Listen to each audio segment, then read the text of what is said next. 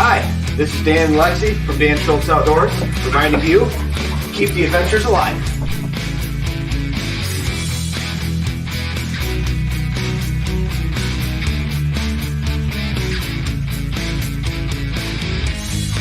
Hey y'all, I'm Johnny. And I'm Colleen. And we're the Keel Quest. And we want you to keep the adventures alive. Cheers!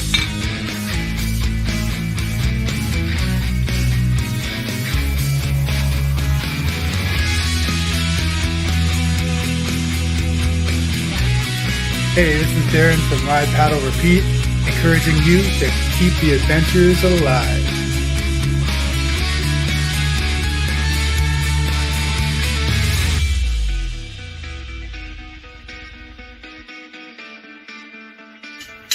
This is David from Beachley Ironworks saying keep the adventures alive.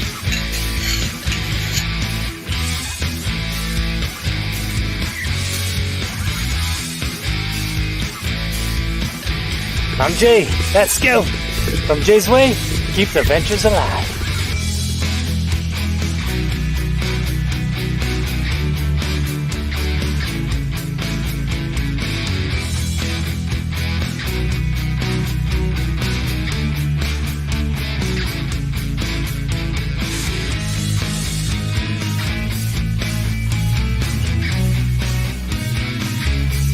Hi, I'm Kevin Callan, the Happy Camper.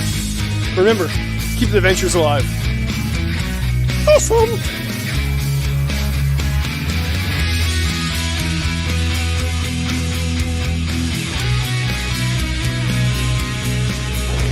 Woo, buddy! Shug here! Keep the adventures alive. I am.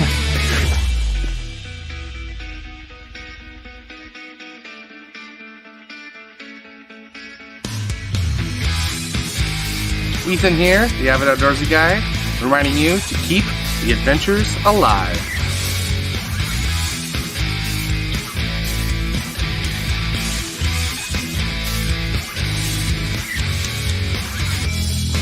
We're John and Aaron. Keep the adventures alive.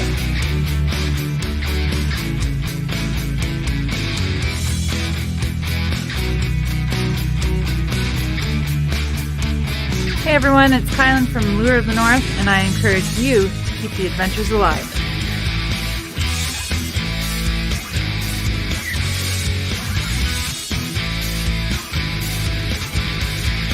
This is Sky North telling you, keep the adventures alive. And now on with the show. Tonight's episode of Canoehounds Outdoor Adventure Show is brought to you by OTG Meals. Fresh, freeze-dried, small-batch meals made for people on the go. Algonquin Outfitters, with 4 key locations in and around Algonquin Park to serve your backcountry needs. Kid Products, stick stoves and reflector ovens proudly made in Canada. And Novacraft Canoes, connecting you with nature in Canadian-made canoes since 1970. Hey, well, hello, and welcome back to another season of Canoehounds Outdoor Adventure Show. My name is Dennis, also known as Canoehound, and if this is your first time here, thanks very much for tuning in. And to all of you that are regulars from past seasons, thanks very much for tuning back in once again. You know what? I'm hoping that we have a great season in store for you. You know what? We're here in the fall season now. Won't be long. All the colors will be changing on the trees if they haven't already started up north. And you know what? It's going to be a good time. Good way to get through the fall, the winter, and into the spring. I'm your host, Dennis, also known as Canoehound. And you know what? We are here every Tuesday evening for the most part throughout the season. And we'll be regular time, 7 p.m. till about 9 o'clock at night. Got a few format changes that we're going to be doing through this season just to keep things a little fresh. You might notice some things, you might not notice some things, but we're just going to try and keep it a little fresh, keep it fun, and keep the things going. Great back to be live. It's great to be back live. You know what? I had a really busy summer this year. Hit you know, some great family milestones there. A new grandson coming to play. Got to go out on a few nice canoe trips. Spend a lot of family time, and you know what? Everybody back to work, you know, after all this, after the pandemic and all the COVID stuff. So, life gets busy. Life gets busy, and it had me away from YouTube for a while. And I'll tell you, it was really nice to recharge the batteries and freshen up. But I do have a lot of things coming down the pipeline with Canoe Hound Adventures and the show here. Most notably, to those of you that have been following my West Spanish Forest canoe route trip, I know I left you all hanging there a few months back there in limbo, having not completed the videos for that trip. They will be coming down the pipe here within the next couple of weeks, as will a few of the trips that I've done throughout the summer. So that stuff will be coming down. I just had a bit of YouTube burnout, and like I said, it was nice to have the time off and sort of recharge and refresh and get all back into things here.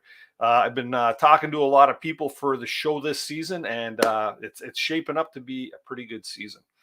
Now, just to let everybody know, next week, I know that may seem like it's starting out early, but next week there's not going to be a show. Reason being is I have a canoe trip that I'm going on. And this here tonight is basically because I'm testing out some new systems. We've got a new computer, we got new monitors, we just get a few things. And I really wanted to get on the ball here and talk to Kevin Callan about his Another Bend in the River book. And he'll be on here in a few short moments. But you know what? I have to once again thank my sponsors that stuck with me from last season. We've got Algonquin Outfitters, we've got Kid Products, Novacraft Canoes, and OTG Meals. And always proud to deal with these people personally, to actually buy their products, because you know what, they make fantastic products and everything is worth the go. That's for sure. You know what? And when you get Algonquin Outfitters and all the knowledge base that they have and all the products, they could tell you about all their own not their products, but the products that they sell. If you're asking about canoe trips and stuff like that, they've got you covered. They've got you covered. So you really want to make sure you support these people because they support us. One thing that I wanted to stop that I was doing last year that I didn't want to do this year. And this show is going to be the exception just because it's the first episode and I want to cover a lot of things just to let you know the type of changes that are going to be happening. But we're going to shorten up this whole intro thing. Basically, it's all going to be covered in different aspects and ways throughout the show. So I just wanted to give you a heads up on that. And I'm sure you'll like that because that'll give us a little more time with our guests and the topics that we're actually going to have, right? Also like to welcome back my channel members that stuck with me through the whole off season. Thank you very much. Your support is greatly appreciated. And to anybody else that might be interested in becoming a channel member, a Canoe Hound adventurer, just check out that join button down below there. And it'll give you details on how you can actually help support the channel. And I've also come up with a whole bunch of unique ways that you can actually support the channel without even supporting the channel, kind of thing, right? Basically, we've taken on a bunch of affiliate links that we are working with. We've got Keen, we've got Tilly, we've got Backcountry map books, Amazon, MEC, and a few others that if you're ever doing any shopping, consider shopping through our links to them. It doesn't cost you anything more, but we do get a small commission basically for directing traffic in their direction, right? So if you're ever doing any shopping for any of those things, check out the links in the description below. It just helps the channel and it doesn't cost you a penny more. So that's something that you can always do as well. Let's see here. Got that covered. Also new, or not so new because it was around last year, but we also have swag available. You've all seen our different shirts and stuff like that we've had in the past. But one of the new shirts that we have here is actually our Let's Take a Dip tee. And they're all available on our Teespring store. So if you ever want to look good or have some new canoe shirts to wear out there, or hoodies or jackets or leggings, or maybe even a Canoe Hound Adventures coffee cup, you'll find that all on our Teespring store. So by all means, feel free to check it out. Link to that is also in the description below. So yeah, that's all good. A little bit of news, and there's some other things that I want to implement this season. One thing is, somebody that's having a birthday that watches the show, or an anniversary or something like that, you can drop me an email at canoehound@gmail.com, and I would be more than happy to make the announcement on the show here in the intro. Great way to say happy birthday, to celebrate somebody's something that you're celebrating, whatever it might be. Please do send it over. Let's keep it clean, though. Let's keep it clean. So there it is, canoehound@gmail.com. You can also send me any ideas that you might have for shows. It really helps me to build a season when I know the type of content that you would like to watch throughout the season. So by all means, please do drop me an email. I get back to almost every email that comes through or any comment that is left on any of my videos. So please do that. Upcoming events. I'm not sure if everybody is aware, but for those of you that are in Ontario, or maybe even Southern Ontario, David Bain, he's the organizer of the Ontario Canoe Symposium and the Ontario Winter Camping Symposium. And he has already officially launched the Ontario Winter Camping Symposium. Tickets are now for sale. If you're looking to maybe want to go to that or you weren't aware of it, you know his events always sell out. So you want to make sure you get your tickets nice and early. I know I've already got mine. And you can just check that out at the www.ontariowintercamping.ca. And make sure you pick up your tickets. And he's got some really, really interesting speakers, including somebody that I see that's in the chat there tonight, Mr. Pine Martin. How you doing, Martin? Good to see you in the chat. But he's also got a few others that I'm really interested in and looking to including, I think, Dave Hadfield's actually going to be. He's been on the show in the past. But yeah, so he's going to be doing a great presentation on winter camping by train, which is very interesting. So you might want to check that out. So get your tickets early so that you don't miss out. And yeah, I'll leave this link up here just for a moment. And then if you miss it, you can always come back and watch the replay. Anyways, I also had a few people buy me coffees this week through Buy Me a Coffee. Thank you very much for that. Greatly appreciated. And I do have a coffee going. And I'm going to let that cool off because I also have a bourbon going in celebration of the first episode. So cheers to all of you. Thanks for tuning in tonight. Let's have a fun time. As usual, too, you know what? The show is still interactive. Please do put your questions in the chat. I might not get to them all, but after 8 o'clock, when we hit what's called overtime, is when I'm going to invite everybody up. Anybody that wants to come on and ask a question, share a comment, share a story, that would be great. I'd love to have you up here on panel. Or your questions probably best at that time there so that we can try and get as many taken care of at a time. So that's that for that. So without further ado, you know what? Let's get on with why everybody is here. Let's get into the content of the show. And that would be my guest. Tonight's guest is somebody that's a regular on the show. You know what? He's gotten to be a pretty good friend as well. And you know what? This guy's been pumping out books for his career. He's a teacher. He's numerous appearances on CBC and morning shows and all kinds of stuff like that. And you know what? We've gotten to know him as, well, some have gotten to know him as Uncle Kevin. Me, I just call him Kevin. And our good friend Kevin Callan. Kevin, how you doing? Woo! Oh! I thought your sound was dead for a moment there. Oh, I'm good. Hello. Yeah, I got myself. I bought myself a mic at Walmart. Walmart. Walmart. It was on sale. Yeah, no, it sounds good to me, man. Yeah. Oh, look at all the fine people we have in here, man. It's like we didn't skip a beat. 84 people in the show in the chat side there already. Great to see everybody. After 4 seasons, like you know what you're doing, man. Yeah, well, I don't think it's that. It's maybe it's the guest of honor tonight, right? No, I would say it's your new shirt. Look at this. Oh yeah. Oh, let's take a dip.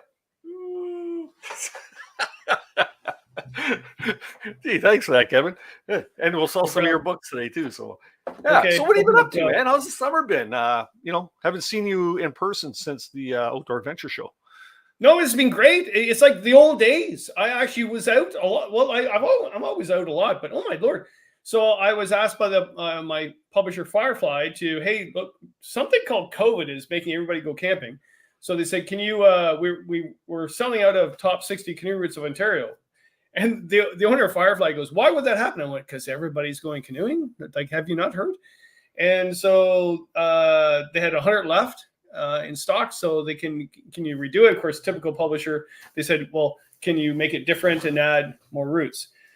So I went out, and it's now called the Top 70 Canoe Routes of Ontario, and it'll be out in the spring of 2023. And there's actually 11 routes. I took the White River out because the White River, I don't know if you've been there lately. It's still a canoe route, but it's dammed in 2 places, so I wouldn't say it's the top. Like just recently dammed? No, it was dammed a few years ago, and then they did another dam, and then it's just not the top. Like, it was always one of my favorite. It was actually Bill Mason's favorite, but no, it's not anymore. So I took that out, and I put a whole bunch in. A lot I put in new were ones that had no portages, because everybody's asked me to do routes with no portaging, because my buddy Andy, he doesn't want to do portage anymore because he's getting old. He was last time I did a trip with him a couple weeks ago, and he was walking really weird, like an ape. Sorry, pal just fell. And microphone. Yeah, good. And his hip is gone, and he still blames the Venus Link for all his injuries. So so I added that on. That'll be out, and also the Paddler's Guide to Algonquin. It ran out, so they said, okay, 5th edition, can you do that? Then I had the new book out. I slept in a tent a lot. Let's just say. That's okay, and that's what we want to do, right, in the off time. Yeah. Yeah. You know, though, Dennis, I was so busy at one point that I wasn't even documenting these trips. I just went and took photos and wrote things down, and I didn't even videotape them for YouTube. I was like, gotta go, and I love that. Actually, it was a good season. However, and everybody will actually tell me that I'm correct with this. It was friggin' hot. Like, I do not do well in heat. It was a heat wave, especially the beginning of August. I did not want to be on trip. The deer flies were absolutely insane. Like, they're the devils of. They're absolutely insane. Mosquitoes lasted right to the end. And listen, it's my dog lapping up water. Hear it? Hear it? That new microphone's not picking it up. Don't worry. No? Okay. All right. And what else? There's a lot more people out there. Like, I love it because that's my whole career, is to get people out there, promote nature and stuff like that. And wow, there were some routes. Nonganosh was really busy this year. It's become the place, and I get it. It's. I'm heading there next. They're going to manage it really soon. I see it coming. I think they're going to start charging for camping and stuff there, which has happened to the course this year.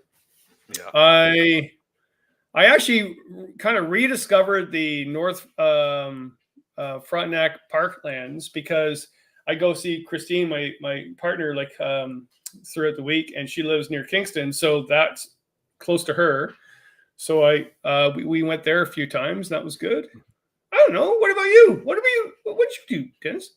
You know what? Same thing. When I was able to get out, I did one of my little trips to one of my favorite little haunts there, which is that Tilden Lake trip.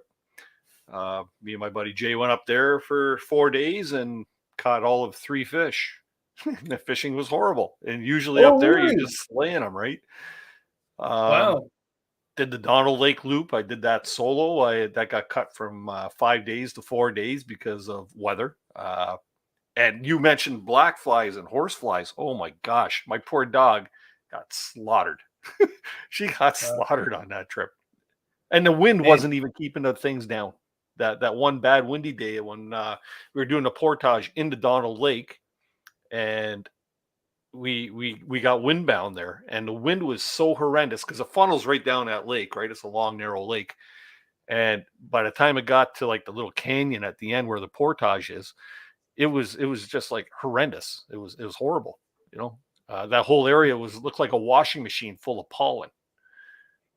Now, see what's happening now is that it's the end of the season. We're doing all the complaints, and the early season we're like, I can't believe the ice is going to be out soon. Woo! And then we go out there like, oh, let's go winter camping. Oh, you know what? No complaints, because I still enjoyed the trips, but I'd like to do it again because I didn't get to stay at one of your favorite campsites. I think it was taken anyways. When I paddled by it, there was people on the island towards the end, and almost every campsite was taken. It's become a busy place too. And someone just mentioned Dunlop Loop is a busy place, which I'm really surprised because that was a lost canoe route. It's not managed at all. So I don't know. Like it's a heavy double-edged sword, right? Because I think it's great that all these people are going out, especially on these lost canoe routes. But at the same time, there's times where it's nice to just to go. I went to some Crown Land areas just north of where I live, and the municipality near Goodham has changed things up. I don't know, people might have noticed there, where it's getting so busy with people from the south coming up and putting garbage and poop everywhere that actually there's now a sign at the parking lot of Clear Lake, of a whole bunch of other Crown Land lakes I go to, and it says no overnight camping and no overnight parking. So I phoned the municipality. I said, hey, what's up with that? And the Minister of Natural Resources sold the parking area to the township so they can stop people from camping over there because they've had enough of people going up there and leaving garbage. Yeah. Wow. That's a huge change. Yeah. Wow. Yeah. You know, it's that whole thing it's getting so scary now, and the way it's affecting campsites. Like you seen the post the other day by Dan Mailbot. Him and his buddy Louie were up there and they were paddling up on the French, and they had a really scary bad bear encounter where the bear actually swiped and ripped his hammock wide open. Oh yeah. Yeah, right? Poor Dan. Like you could tell after the end of that video, he did not want to go back out there again. Now, mind you, I think I just saw a post today. He went back out, so that's good. Yeah, they went up in great guy and really experienced paddler out there. So for him to be spooked, but a bear chewing your tent beside your head, yeah, I'd be running too. yeah. You know what? I seen his post on Facebook about that, and I phoned him up because Dan and I have paddled together. We went to Naganosh a few years back. Naganosh being mentioned a lot tonight. It's a popular place, like you said. But we, I called him up, just to see how he was doing after that, and he told me, he says, Dennis, he says, it shook me up. He says it really shook me up, and he says, you know, it's amazing, and I'm just the same. You know, we've all a lot of us have, not all of us, but many of us have become very complacent when it comes to going into the backcountry. Don't carry any sort with you to bed at nighttime. Right. And he said the same thing. And I go, you know what? I'm kind of the same way. I'm so comfortable in the backcountry that I don't even think anymore. I haven't had bear spray in years. I don't carry a weapon with me to bed, which I always used to sleep with, like, you know, my bushcraft knife by my side.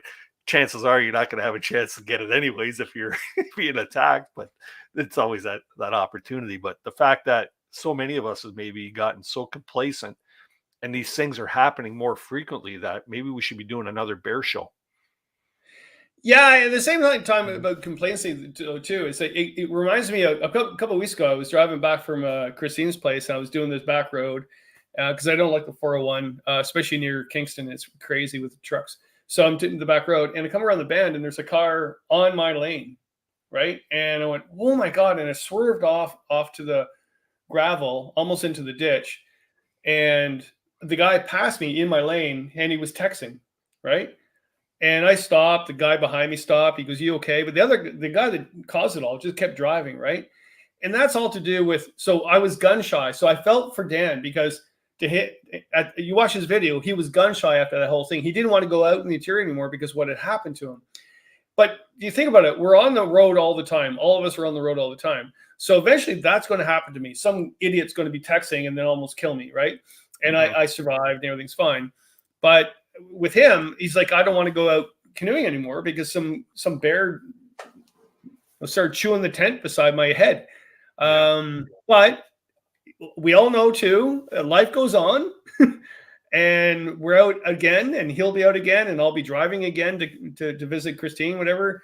It all happened, but it's like, come on, it's just like. Well, you know what? He was off the horse, and he was right back out there a week later. Yeah, right? yeah, paddling true. again a week later. So kudos to him. And he told me no bear attacks this time around. So well, and then we had that huge video outburst with 2 weeks ago with Jason Erk, yeah, the guy that actually went kayaking with a group, and they overexcelled their abilities on Georgian Bay, and someone dumped, and there was a somewhat kind of silly rescue where the guy swam out with no life jacket on to get the guy. And Jason on video said, I'm gone. I'm leaving you guys. And on video. And he left the group because he said, you guys are not being safe. That caused a huge social media, what the? And there was everybody saying, yes, he did the right thing. Other people said, well, you should stay with the whole group. People said, well, no, you should have traveled as fast as the slowest person in the group, which is the one guy that dumped. Wow, things happened. Dennis, things happened this season. I don't know how I missed that, because it's weird. YouTube hasn't been feeding me the stuff that I usually like to watch, right? I don't know. Maybe I've been watching too much drum shows with my grandson, who I got into drumming now. Did I ever send you pictures of that? You did, and in a video. Oh, yeah, he's a little rocker, man. The kid's not even tuned. He's laying down the beat, but yeah, he's better than I am.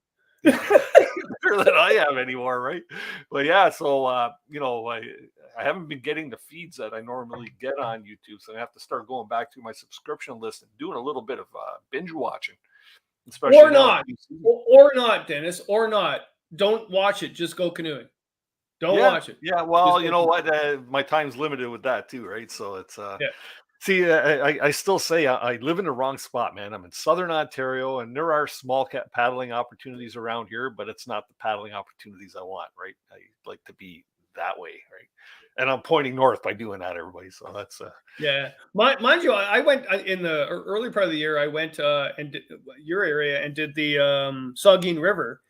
I had a tourism write-up for Explore magazine on that river, and this is a classic. No problem. I'll take Christine, my partner. She's never done the river before, but Saugeen River, everybody can paddle the Saugeen River. Like anything happens, just step out of the boat, right? We get there and it's massive flood. Like what was supposed to take us 8 hours took us less than 4 hours to get there, right? And we just, and of course, the tourism said, gee, Kevin, can you videotape this and not make it look dangerous? Is it dangerous? I went, yeah, like there's houses going down the river. Wow. And so that was her first river trip on the Saugeen in high floodwater. And she thinks that all rivers are like that. I went, no. But it was fine. Yeah. Tell Christine she's got to start her own cooking channel or something. I know. She's a very shy person. Shyer than I am. She's like, Kevin, can you put the camera away for once in your life? Cool. I'm going to throw a question up here from, where is it here? From Paddleheads. What was your biggest fish this year? Oh, yeah, I know Ben and Adam. No, there's a secret thing behind that. So they have a great YouTube. Well, they used to be separate YouTube people. Now they combine and call themselves Paddlehead. And I love their show. And we're going out. We were actually supposed to go last weekend, but my buddy Speedo Man couldn't make it, and we messed it all up. So we're going out. We're having a fish off. So we're going on this Callan area, and Speedo Man and I are going to be out, and then they're going to be out, and we're going to say, okay, who's going to win? And so we've been practicing. Let you know, Ben and Adam. But best fishing was actually not the best fish, but the most fun fish was the spring trip in Algonquin, because my buddies and I hadn't done an Algonquin trip for 2 years, right? Because of COVID, right? So we went out to Shirley Lake in Algonquin. We weren't big. Shirley Lake is full of invertebrates, not a lot of minnows or Cisco, whatever. So the lake trout, they taste really good, but they're really small. But I did really good, and I outbeat Speedo Man big time, and I just made him cry. I loved it. I loved it. That was fun. Yeah. I think my best fish was probably like maybe a 2-pound walleye, and that was up Bisco Tasting. Actually, I just got a walleye there, outside of the Ramsey Dam there. Oh yeah, that's nice. It's nice. Yeah.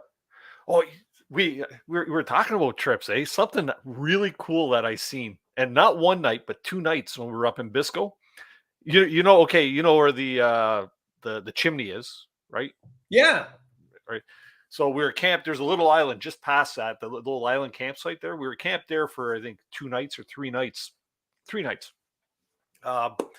And we're sitting there to one night. There's 4 guys, and we're all just sitting there with a cocktail in hand, gazing at the stars, beautiful, clear, starry night, and watching. You remember back in the day when if you seen a satellite in the sky, it was like, oh, check that out. There's a satellite. Can you see it? Can you see it? Now you look up there and you see them like they're all over the place, right?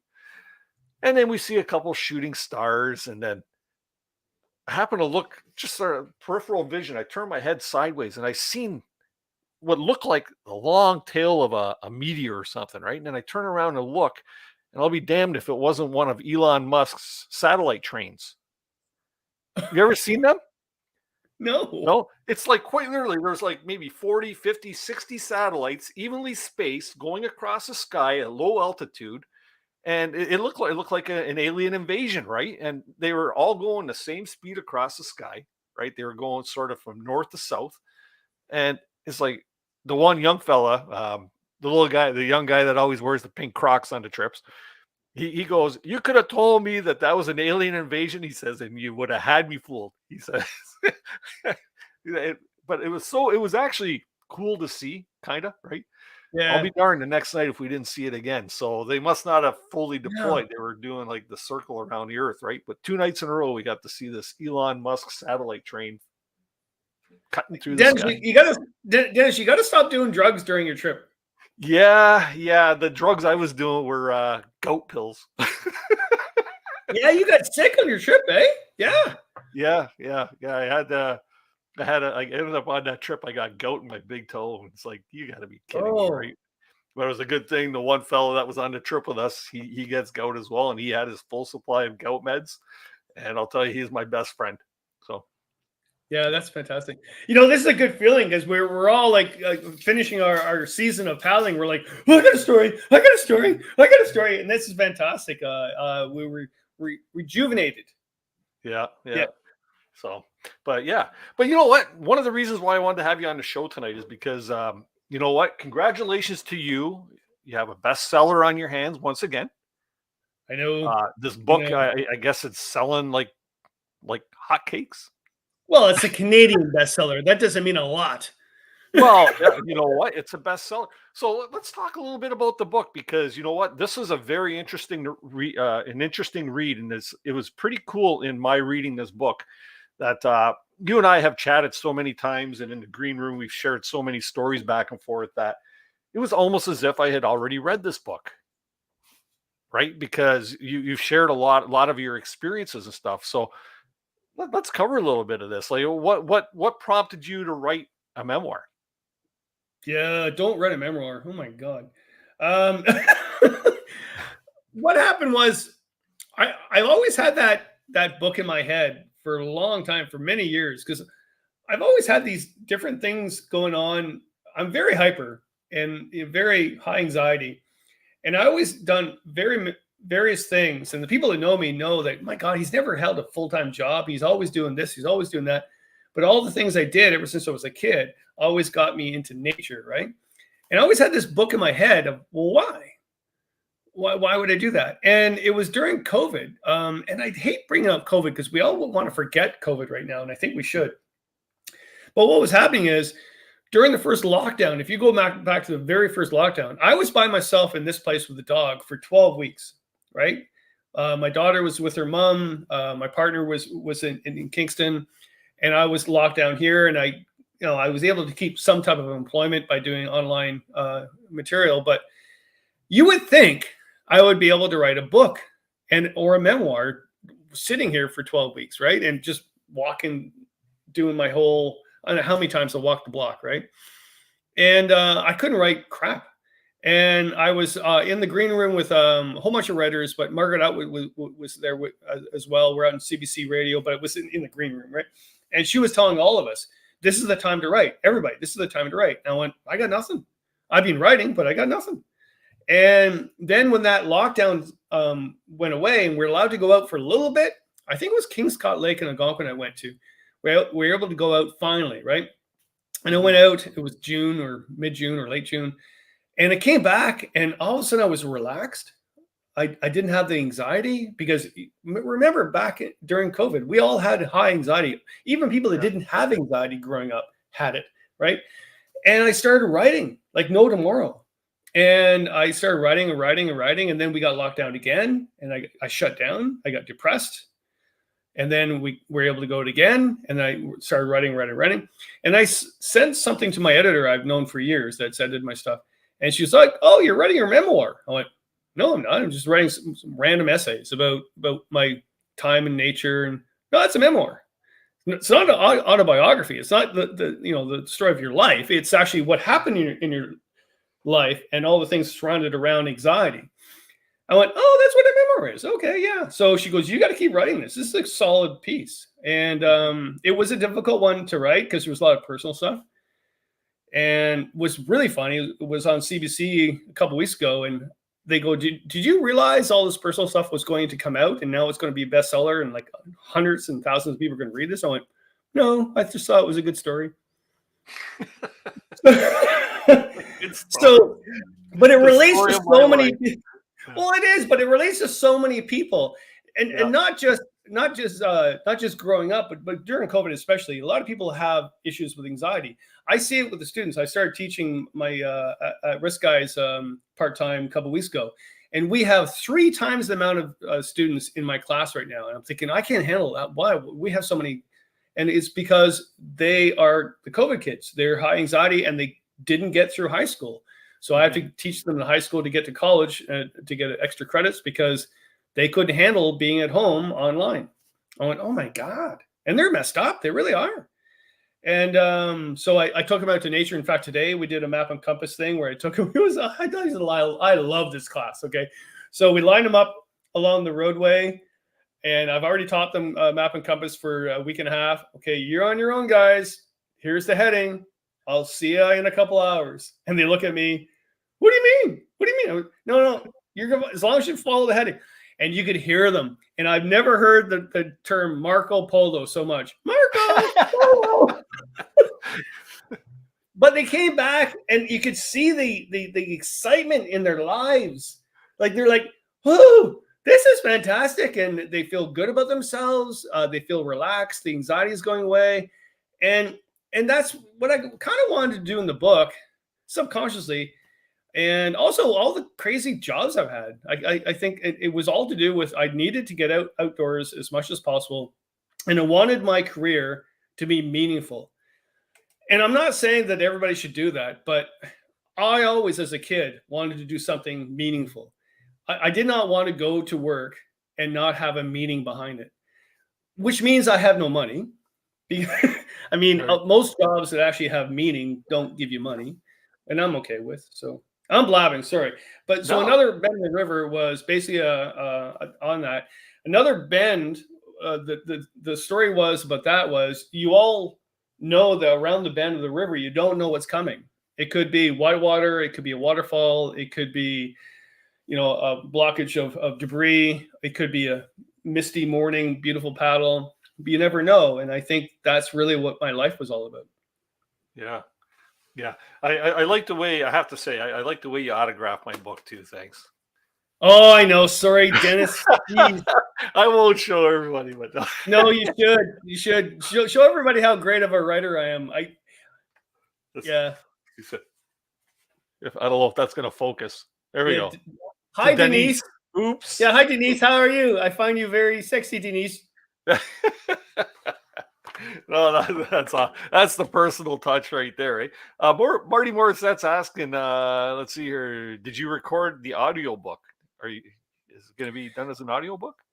Well, it's funny. For this book, I wasn't going to. I wanted to do an audio book for Once Around Algonquin because I think I could do that. I don't know if I could read another Bend in the River audiobook. I think I could in a probably a half a year for now, or it'd be hard. There's some really personal stuff in there that I wrote, push it out, read it. That's fine. I'm good with. But I need a break from it for me to read it out loud. I would like to, and I would like to do it on my own. A lot of people say, well, just get someone else to read it. I don't think, no, you can't have someone else read your audio book. You need I couldn't picture somebody else reading your memoir, perhaps, because you have that animation about you that would actually make it go very well, right? So yeah. So my buddies at Birchright Media, they have the ability for me to have a studio to do that, and I talked to them about it. I'm really hyper though. Like it would take me forever because every single page I'd mess up and I have to redo again. But I would like to do Once Around Algonquin audiobook first, because I think that's a better audiobook. Mm-hmm. And then this one, first of all, I have to make this into an e-reader as well. I haven't done that yet. And then, because this is a self-published book, right? So if you know self-published book, that means you have to invest your money into it. Now, the good thing is I've just a week and a half ago, I paid off my debt for the book, which is great. A month and a half later, I paid off $6,800. So that's what it cost me to produce that book on my own, which is scary because I don't make a lot of money. So if that book didn't sell, I wouldn't care. I could care less. I didn't write it to make it sell. I just wanted to write it, but it did make the money back. And then, so now I'm okay because now I'm making a profit. So I can now be more adventurous with it, let's say, because if I'm going to do anything else with it, I need to have some back. And it's all line of credit. Like, I don't know about you guys, but I'm living off line of credit right now. So yeah, geez. So how long did it actually take you to write this book? Did it, I know like the story's in there. Well, that's your life, right? So how long did it take you to put it, finger to keyboard, I guess you would call it? It was really refreshing because the book was being in my head for years. So basically it took years to write it because it's in my head, but it took me 2.5 months to write it, which is really quick. But in the old days, when I wrote the guidebooks, I still write guidebooks, but now the publisher, says, redo. I become Loverboy, like redo your album. Right. So,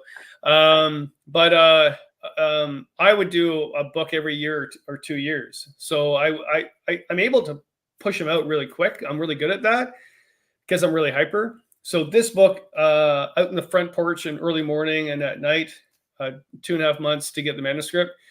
What took a lot of time is to send it to 2 editors. I first sent it to Katie at Powling Magazine. She edits my butt end column. She really knows how I write, and she can formulate everything. And it's really good for a writer to have a really good editor. And if you don't know that, then you need to know that.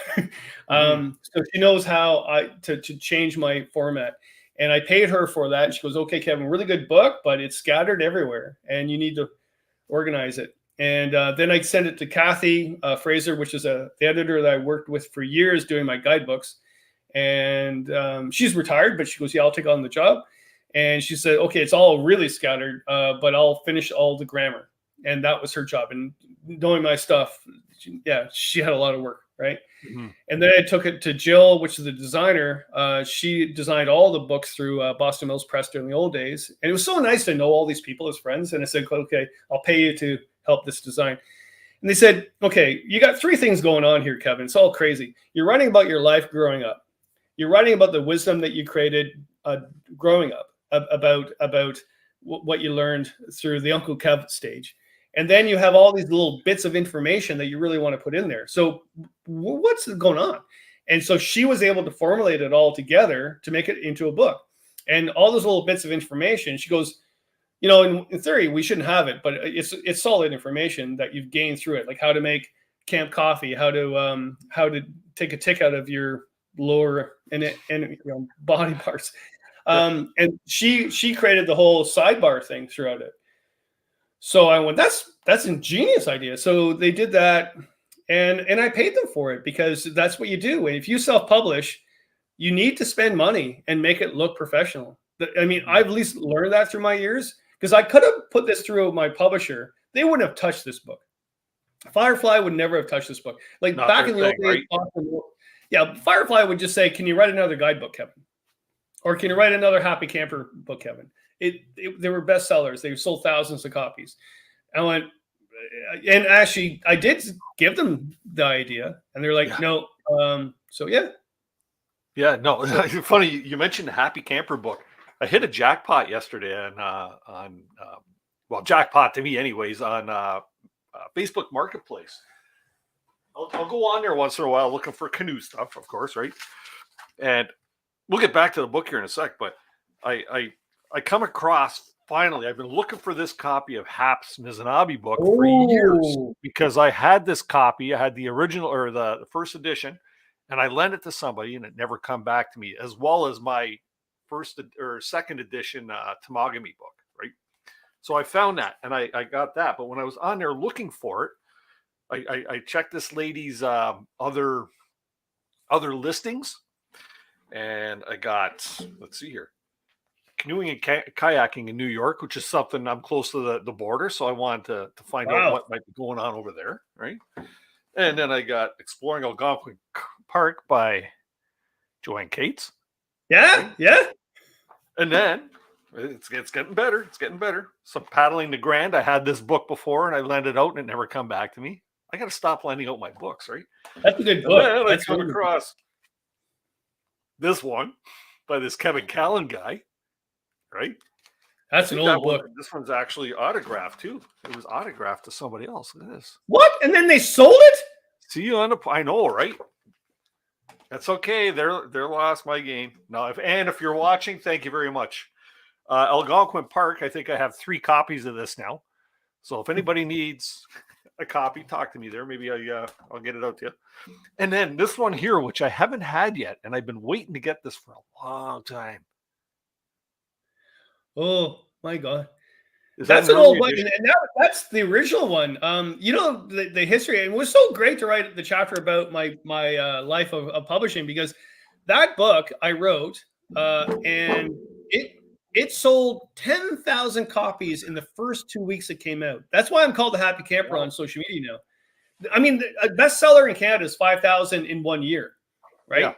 So to sell that many books, I mean, I wrote a bunch of guide books. When I did the Happy Camper book, like, it was insane. What I did here, Dennis, people will love this. I collected when I got home really late today working, but I thought I'm going to show some stuff here. And because I wrote in the book about things that inspired me throughout the time, especially people or books and stuff like that. So I got 3 different piles. I'll do this really quick. So storytelling, where did I sort of get that from, and where the people, who did I read growing up? So, you know, Grey Owl, and this is a signed copy somewhere here. Signed copy of Grey Owl book. Okay, so I got my storytelling from Grey Owl. Now, where'd you get that book from? I'm not telling. Actually, my buddy Andy bought that for me for my I think it was my 50th birthday. Nice. Yeah, he's a good guy. He's all right. Artie Lawrence. Artie Lawrence books. This is why I went into fish and wildlife and worked in wildlife rehab for all those years. Is that this book and all his other books? I don't think anybody out there would know who this guy is, but he was a huge Canadian author. Artie Lawrence. Eric Morris. I remember reading this. Oh Lord, in my early 20s, maybe even earlier than that, and this changed my life as a canoeist. Sigurd Olson, American version of Eric Morris, I would say, absolute poet. If you've never read his stuff, you know what? Everybody here listening has read his stuff. Okay, so reread his stuff. This is the one guy that I would reread all the time. Okay, it's just like, to me, it's like sitting and reading the Bible. Then you got Robert Perkins. The guy changed my life in filming. He's a filmmaker, was a filmmaker, still is a filmmaker, crazy as a loon, but you got to check his stuff out. Amazing guy if you've ever met him. And yeah, I learned a lot from him, but this one book is amazing. Can you hold that one up again? Because you dog-eared the cover there. Is that so you can remember the cover? There you go. Yeah, gotcha. I think a lot of people out there will know who this person is. This one here, again, everybody as a canoeist should read this story. Okay. Amazing story. I've got so many other books that I've got, my entire house is full of books, but I just randomly out of my head, because I'm really hyper. This one you've got to read. Okay. Great Heart. You'll read that in a day. Okay. Incomplete Angler from Algonquin Park. I've read this book, I don't know how many times on trip. James Raffin. I will tell you a story about this that's just silly. I remember reading this book, and I was really young. I was about to go on the Mississippi River on a solo trip that actually is in my book, the story about me doing that. And I'm at the laundromat, and I'm reading this book, and some woman in lingerie, she was actually just dressed in lingerie, comes, sits beside me, and makes a pass at me. And I said, sorry, I'm reading James Raffin's book right now. Death on the Barrens.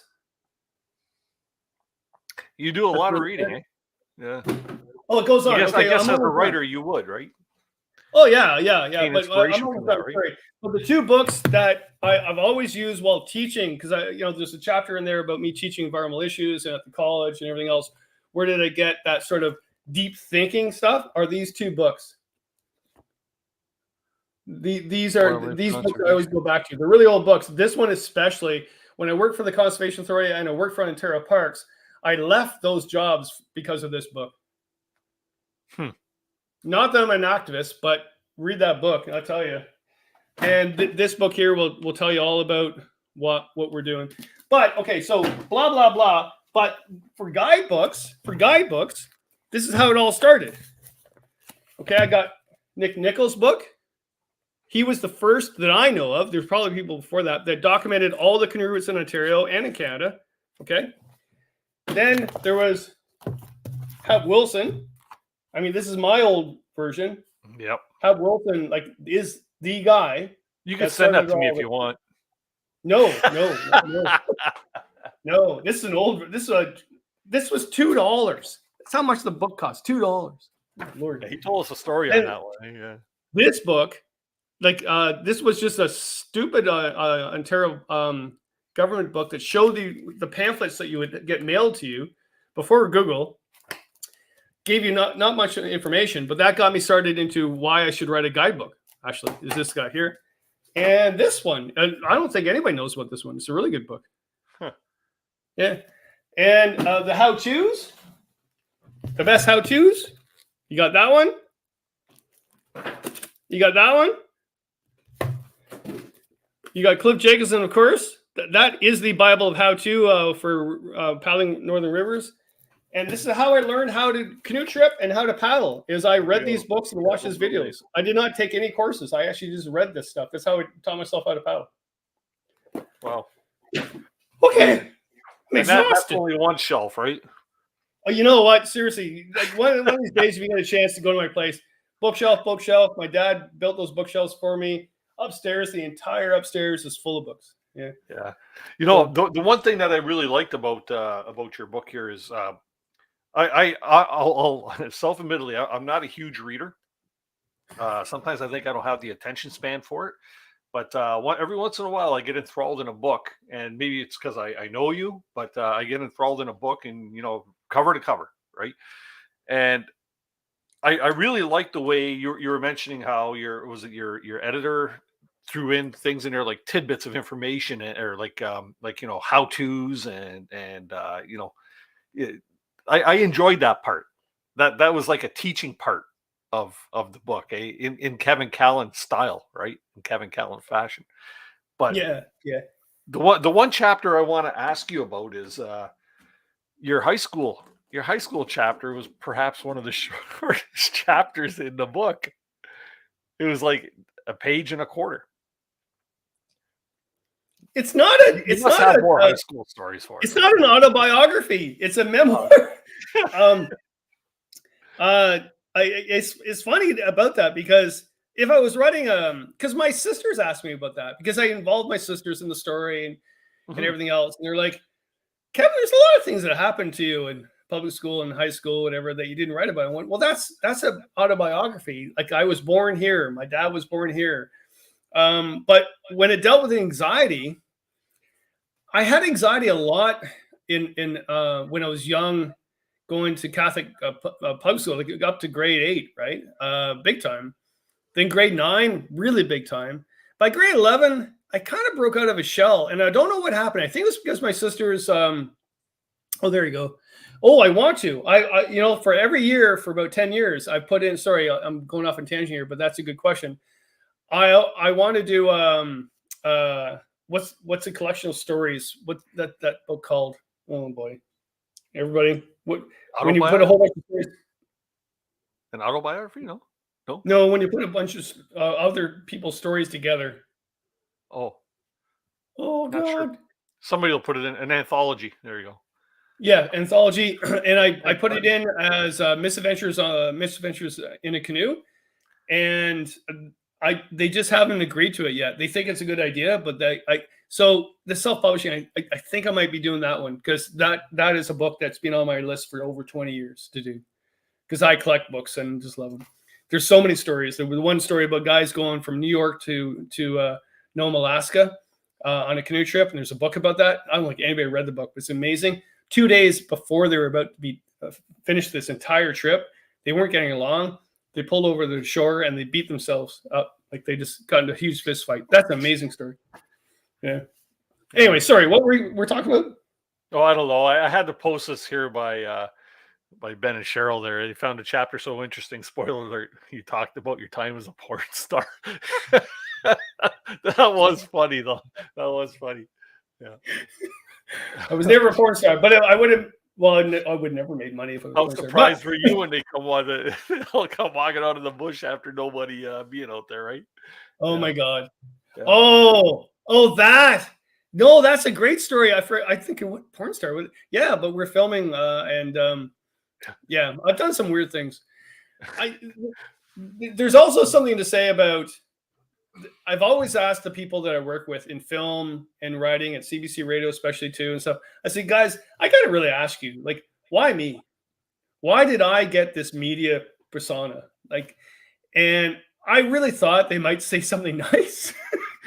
And they all say to me, you're a complete idiot, Kevin, and something's bad's going to happen to you like that. And we know it, and we always knew it. And that's why we always follow you around.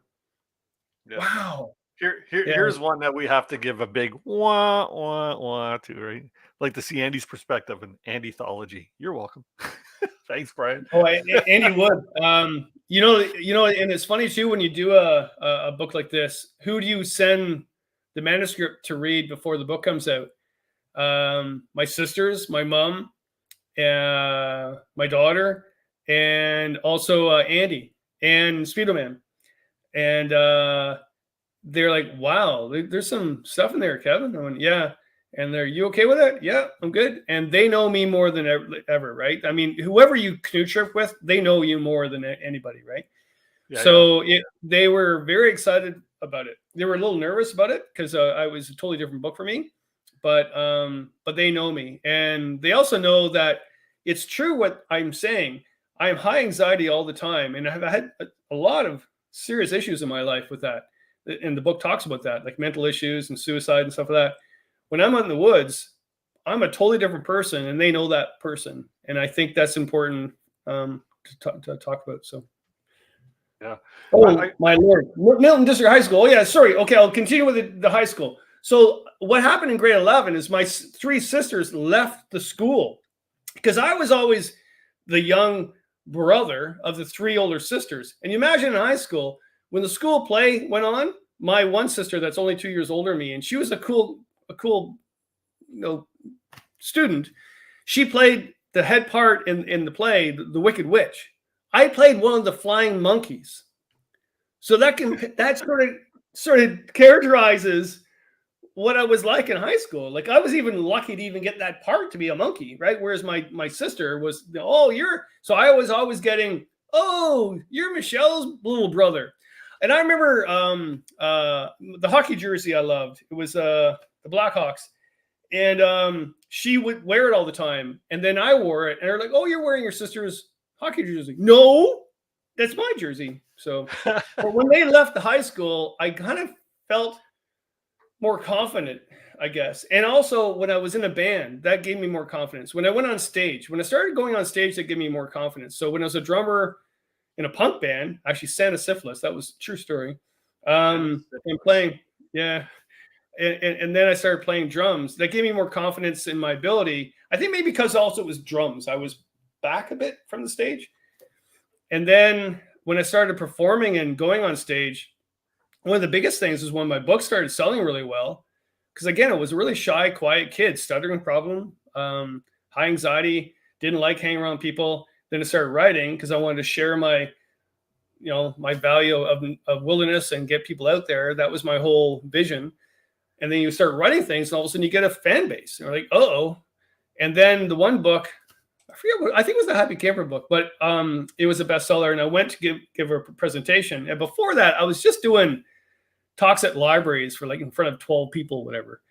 But then I went to this one theater in Kitchener-Waterloo, the same place where Bill Mason had his film of the Wolves open up. And I went there, and there was a lineup of over 200 people around the corner. And this is an hour before the show. And I just thought they were there to see another performance before me.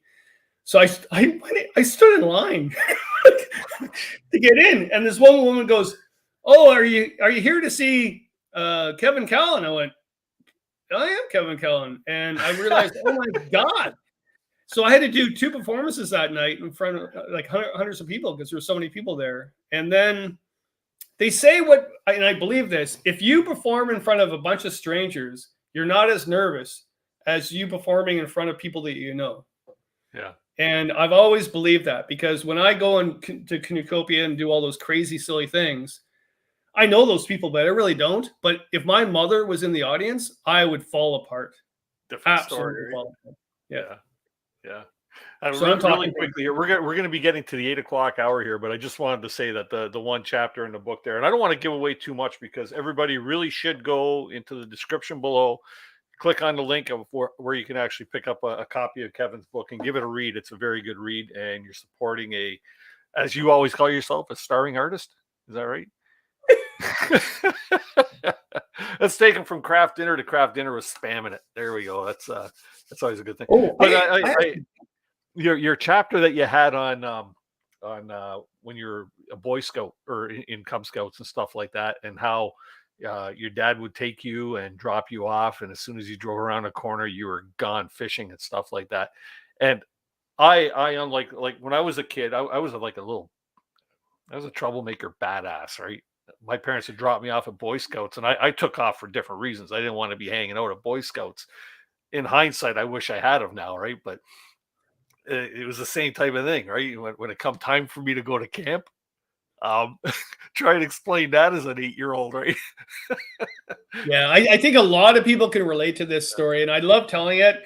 I didn't want to tell it at first because I don't diminish Scouts at all, because I actually do a lot to help Scouts out. I do many presentations for them and help them out completely because I believe in Scouts. But as a high anxiety kid, like big time, like a stuttering problem that nobody even understood what I was saying. And my dad, he was a prize boxer, and people in town knew him, and very boisterous, to the point maybe even I became my dad, because my dad actually, I found out later when he was young, was really high anxiety and really bad nerves. But what happened was he said, "You need to go out and do something." So he said either it's baseball or Scouts. So I chose Scouts. And he dropped me off at the church for the Sunday meeting, and I couldn't do it. I went through Cubs. I did go through Cubs, and I finished it. But Scouts, I just couldn't do. So when he dropped me off, I would wait for him to drive off, and I would take off in the backwoods. And I was visiting my mom 2 weeks ago for a wedding, and I went back to that stream, and it's a friggin' sluiceway ditch now. It's not even a trout stream. Anyway, but I would go trout fishing there, and then look at my watch, and it's okay, well, he's going to pick me up soon. And I'd go to the front, and I'd wait for him. He always thought I went to the Scout meeting. And the one Friday night, he came in from work. He worked at a factory for many years. And he goes, "Kevin, like everybody's at work's talking about the Scout Jamboree. Like, you got to go. We get packed. Going, oh yeah, oh yeah. I forgot, Dad. Of course, I had no clue what he's talking about. And then so he's driving me around the Niagara Escarpment looking for this Scout camp near just outside of Milton, and we couldn't find it. And I finally said, "Dad, sorry." I told him the truth. My dad was really good, and he he's a big guy, tattoos and everything else, right? You think he'd beat the crap out of you, and he just said, "Well, you're just going to have to go fishing more, won't you?" So it was really calm, cool, collective. So then what was really cool is just about 5 years ago, I was on a speaking tour for my book that I had out at the time, and it was really, I was all over the place traveling. And every day I would look at my schedule and say, "Okay, I'm here. And I was at a Scout Jamboree talking to the Scout leaders of Canada. I went, "Oh, cool. Okay." And in fact, I even stayed at my mom's place, and I drove north of there looking for it. And it was a freaking Scout camp I was supposed to go to when I was a kid. And you think, like, this is such an amazing story. And I got there, and I went, "Oh my God, okay, this is the Scout camp I didn't know about. And now I'm the keynote speaker in front of 1,200 Scout leaders. And I'm in the field, and they pipe me in with bagpipes. And I spoke about wilderness and how great leadership is and how wonderful the Scouts are. And I even shook the the right hand, the left hand, or whatever, the whole scout thing. And they said, "Hey, this is great." I went, "You were a scout?" "No." I ran away. That's funny. Well, on that note, Kevin, we're going to take our little commercial break and give everybody the opportunity to grab themselves perhaps another beverage, maybe a bathroom break, or sit through and catch a little bit of our sponsor stuff here. I am going to post right now once again in the chat. If anybody wants to come up on panel and maybe ask Kevin a question about the book or share a story or a comment or something along that lines, please do join us. You know what? It's always nice to see some friendly faces up here on screen, much like this guy's friendly face over here. And yeah, we'll enjoy that. So we will see you in just a moment. And let's see, this is new to me, so I got to click another button. Here we go. See you in a minute, guys.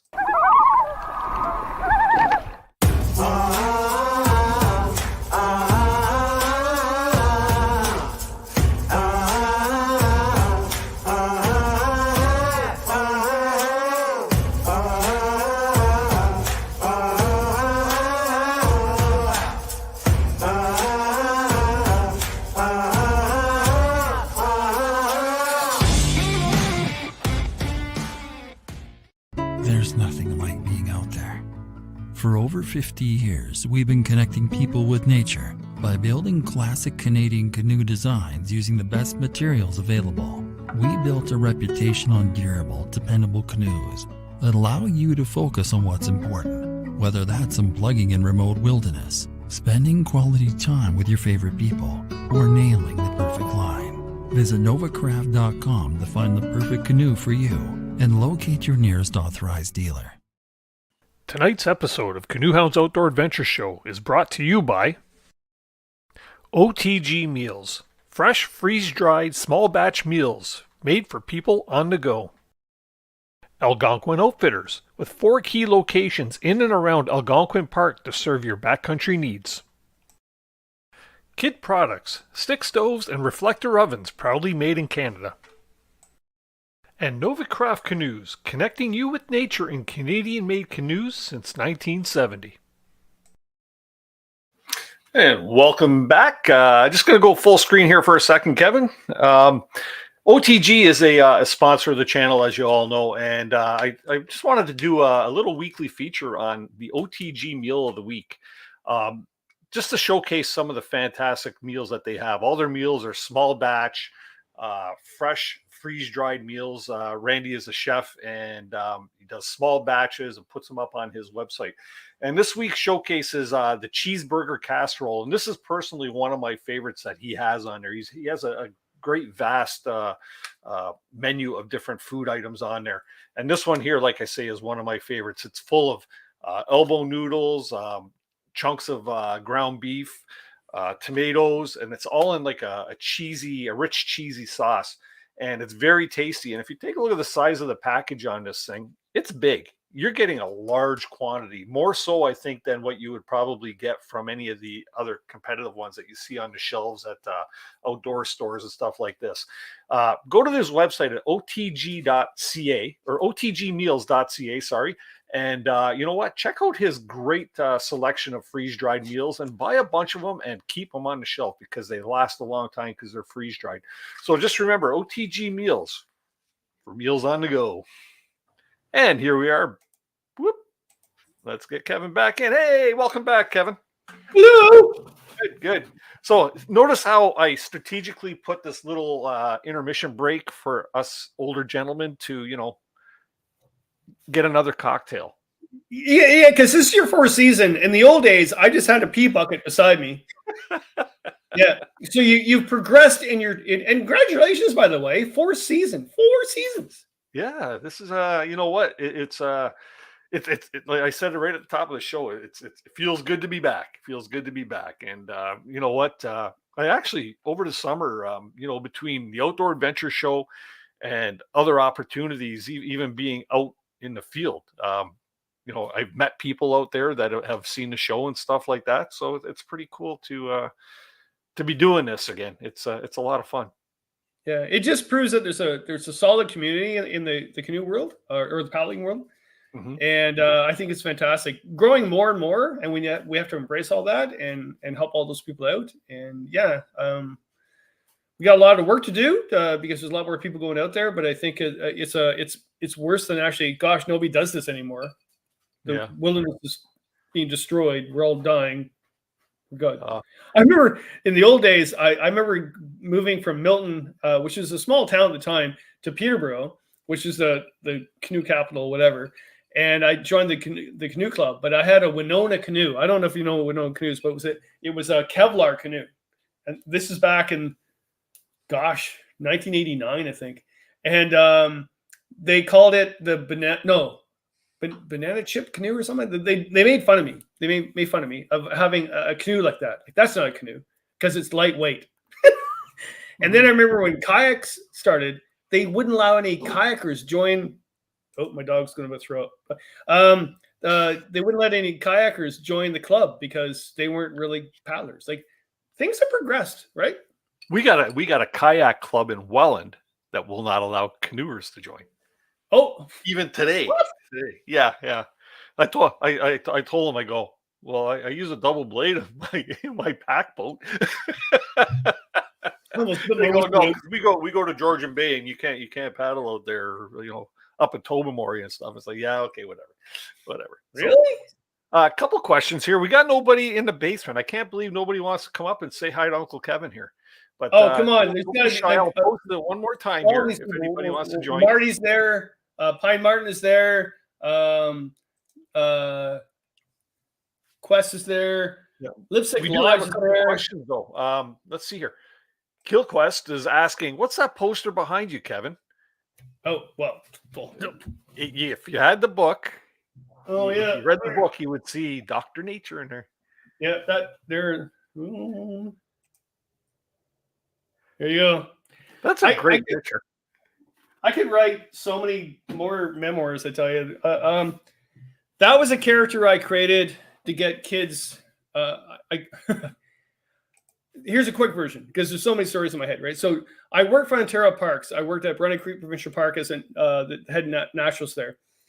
And we weren't really allowed to get outside of our interpretive center because we were allowed to. We had clip-on ties. It was really boring. But during the weekend, my boss wasn't there. So I got my staff to head out and dress up in various costumes to get more people towards our visitor center because the majority of people were at the swimming pool or whatever. And I dressed up as a whole bunch of people, Dangerous Dan, Dr. Nature, whatever.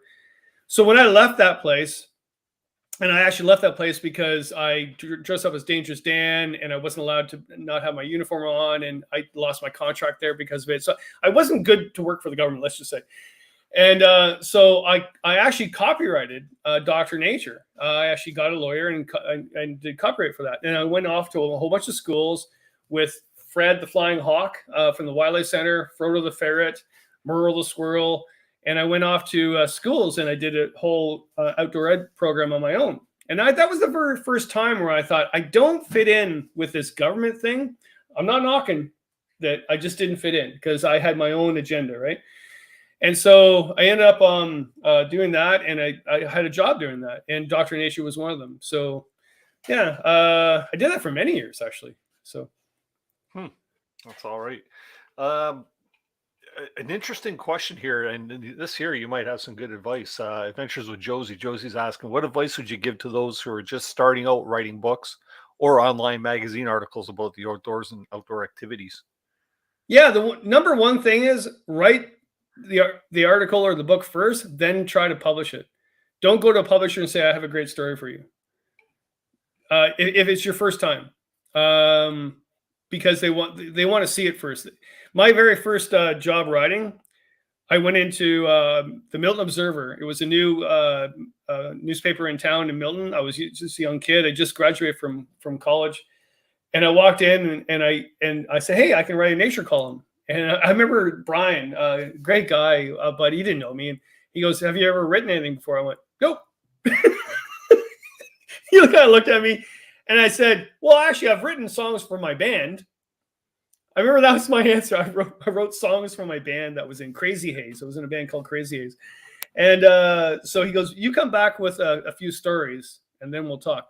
So I did. And he read the stories and he goes, you know, it was almost kind of mixed. But the stories I wrote back then was a mix between Artie Lawrence, Bill Mason, Sigurd Olsen, just shook it up in a box and then just thrown it, right? And and then I worked at the Wildlife Center at the time too. So I had a lot of stories from there, like the beaver that actually tried to dam up the bathtub, to the cliff, the drake that actually tried to attack everybody except me, the skunk that tried to spray everybody except me. So those were really good stories. So I ended up having this syndicated nature column for 7 years all across Southern Ontario when I was in my early 20s. But it was because I wrote something first and then tried to sell it, as opposed to you should publish me because, right? And don't worry about how bad of a speller you are and grammatical, whatever. Editor will fix that. But you need to trust those people to fix that. Don't say, yeah, my grandma fixed the spelling of this, or I know how to fix this. Because I found an editor is not as good as a writer. An editor is a good editor and a writer is a good writer. So if you can actually find an editor that you do well with, then you are a really good pair for that. So, because you think about me, I'm scattered everywhere. If I can get an editor to focus me, they can create a good story. Also, sorry, I'm going off on tangent, but this is really important. You need to tell a good story. So I'll tell you the one good story is that I remember there was I was on the Petawawa River with my buddy, and a fox came in to try to get some food, and all of a sudden it grabbed. We were cooking steaks on the fire, and it grabbed my peanut butter and ran off in the bush. And I got my flashlight and I ran through the bush trying to get this fox, and then it stopped and looked at me and dropped it. The other fox grabbed the steaks off the fire and took off. The true story is the other fox tried to grab the steaks and missed. But I wrote the story up that the fox actually grabbed the steaks and took off. So the guy who was with me said, well, Kevin, I read your story. That's not exactly what happened. I went, who really cares if the fox got the steak or not? It's just a funnier story, because I'm Irish and Scottish, that it got the steaks. So you got to be a good storyteller. I get that a lot from teaching.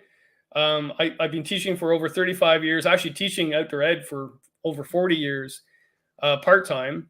And I know the students I teach are attention span because they're at risk, a lot of them. So their attention span is not there. So I have to pull the rabbit out of the hat every 4 minutes, right? So I have to grab their attention. So as long as the meaning behind the story is important and ethical, then tell the story. Oh, I'm blabbing.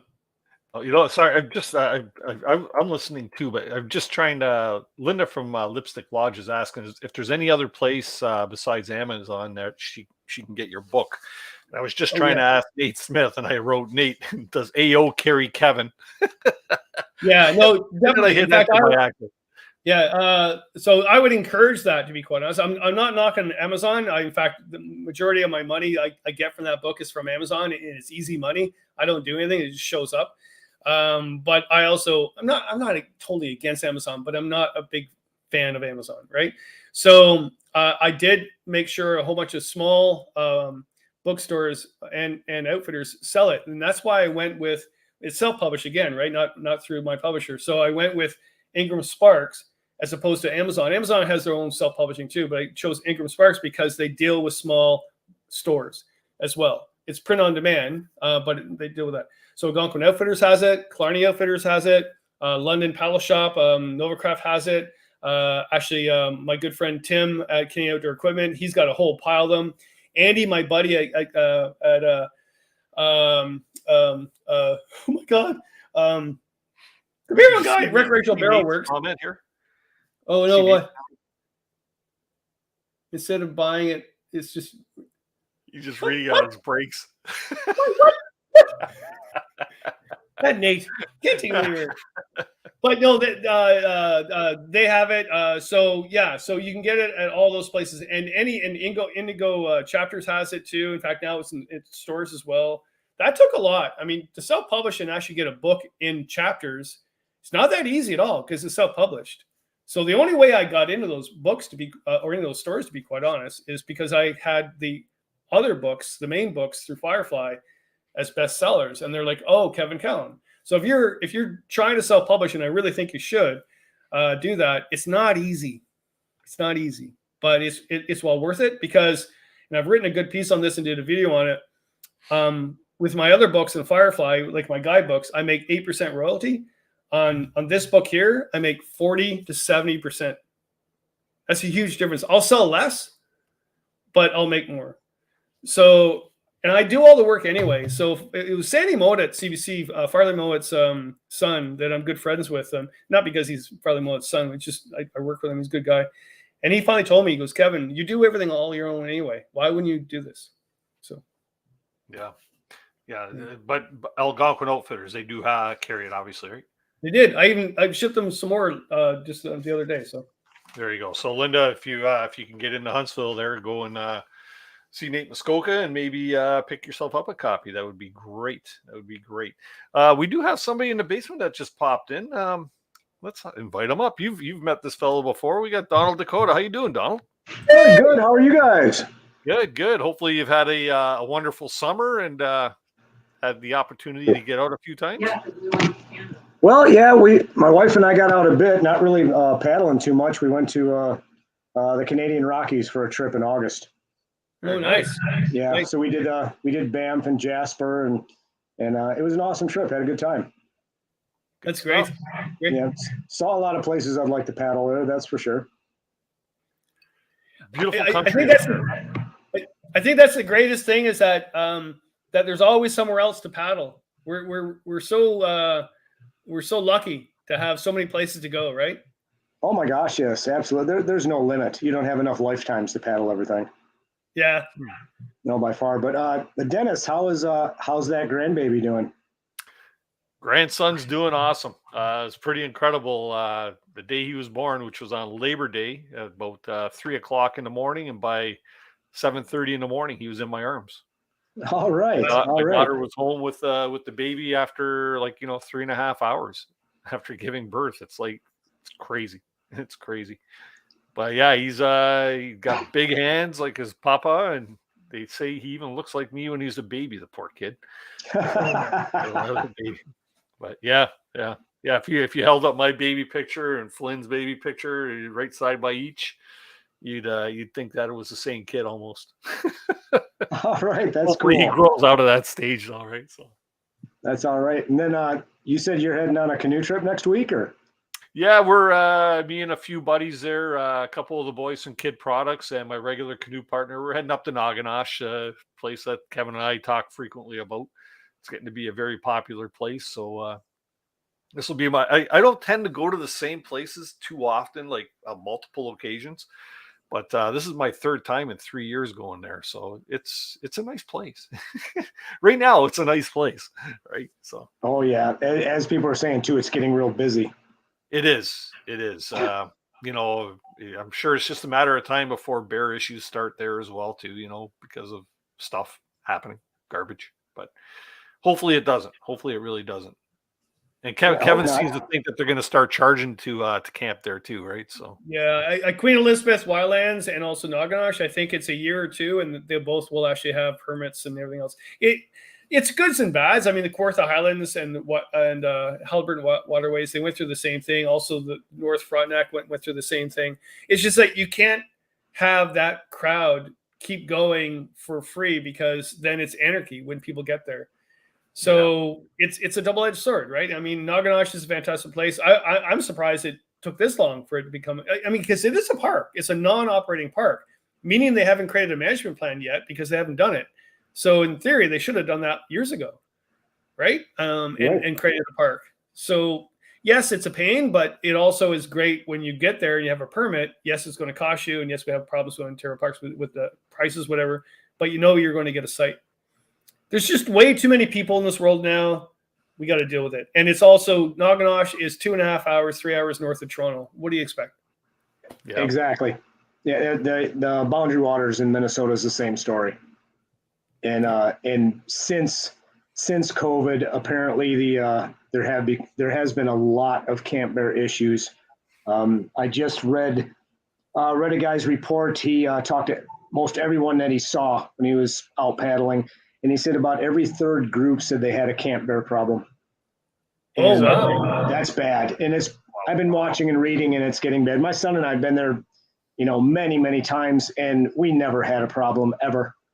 And I guess now it's gotten pretty bad, and seen a lot of stuff posted, messy campsites left, and people, I don't know, people just not doing what they should be doing at campsites, so it's becoming a problem. It's funny how we blame the bears, right? Oh, it's not the bears' fault. Yeah, and the bears being smart. Like you think about it, at the end of the day, it's a bad week. There's bad bugs. It's really bad weather. But you go home and you watch Netflix. The bear lives out there. Right? Yep. So it's like, oh, you're cooking bacon? I think I'm coming in and raiding you right now. Oh yeah, it's just like deer coming in your yard eating plants. It's survival for them. And the easy meal wins. So it's the bad thing is, like too, Kevin. Once a bear learns about food packs or blue barrels, whichever you use, once they learn that, then you're not going to break that habit. Yeah, habituated bear. Yeah, and I remember having a job years ago where I would be part of relocating bears. So we'd have a problem bear, we would dart it.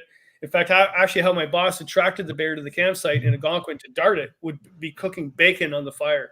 So I got to read another memoir because I got way too many other stories to tell. But he would cook bacon, and the bear, literally 15 minutes or less, would walk into the site. He'd shoot it with a dart gun. We'd tag it and put the ear tag in, and we'd take it far north, like way, way far away. And it would take 2 days to 2 weeks at minimum for that bear to come back to the same spot. They never found that spot again. Because bears also are very they like their area because bears are very vicious towards other bears. So if a male bear, a boar, older bear, knows of a young bear coming in, it will rip the shit out of it. Like it will rip the crap out of that bear and kill it. So that's why we're having a lot of young bears coming south towards like Acton and even London. And you're like, why are these bears coming here? Well, because they have to get out of that territory because the older bears are kicking them out. Oh, yeah. Yeah, for sure. That's just how they do things. We learned of there's a grizz out near Banff, I guess, that an old male that's sired most of the young bears there, but that male will go out and kill young male bears in his territory. Yeah. In his own baby. Like the female bear will actually doesn't want the male to come back because the male will actually eat their own young. So. Oh yeah. Absolutely, so it's a lovely conversation you got us into. Yeah, oh, you know what? Sorry. I think we're going to save that for the bear show that I'm planning there for. That'd be good. I see Kevin Chris from in the house. So she could tell us a story or two about that. So. Oh yeah, Kevin from Kevin Outdoors. Yep. Kevin Stryker. Yeah, he would because he does a lot with bears, so he'd be a great guest for that show. Well, both Chris Prout and Kevin were on my last bear episode there. Last season or this season before. So, yeah, very, very interesting watch that one was for sure. I want to turn attention back to the book once again here, if you don't mind. Kevin, you touched on it. You almost answered my question about, in hindsight of writing this book, were there any other stories that you wish you had included in this book? And if so, what were they? Tell us now. Well, I can't because I couldn't put them in. when you write a memoir, there's a legal thing you have to follow. If you actually talk about someone, it has to be fact. It can't be fiction. And it would be really good if they were dead, because then you can talk about them so nobody can go after you. So there's a lot of stories of people I worked with that I wanted to talk about, but they're still alive. So, and there's stories, if you read there, it's like finding Waldo. If you have something you want to do tonight, look through there and say, what did Kevin really want to say there? because Right, that book was rewritten a lot actually.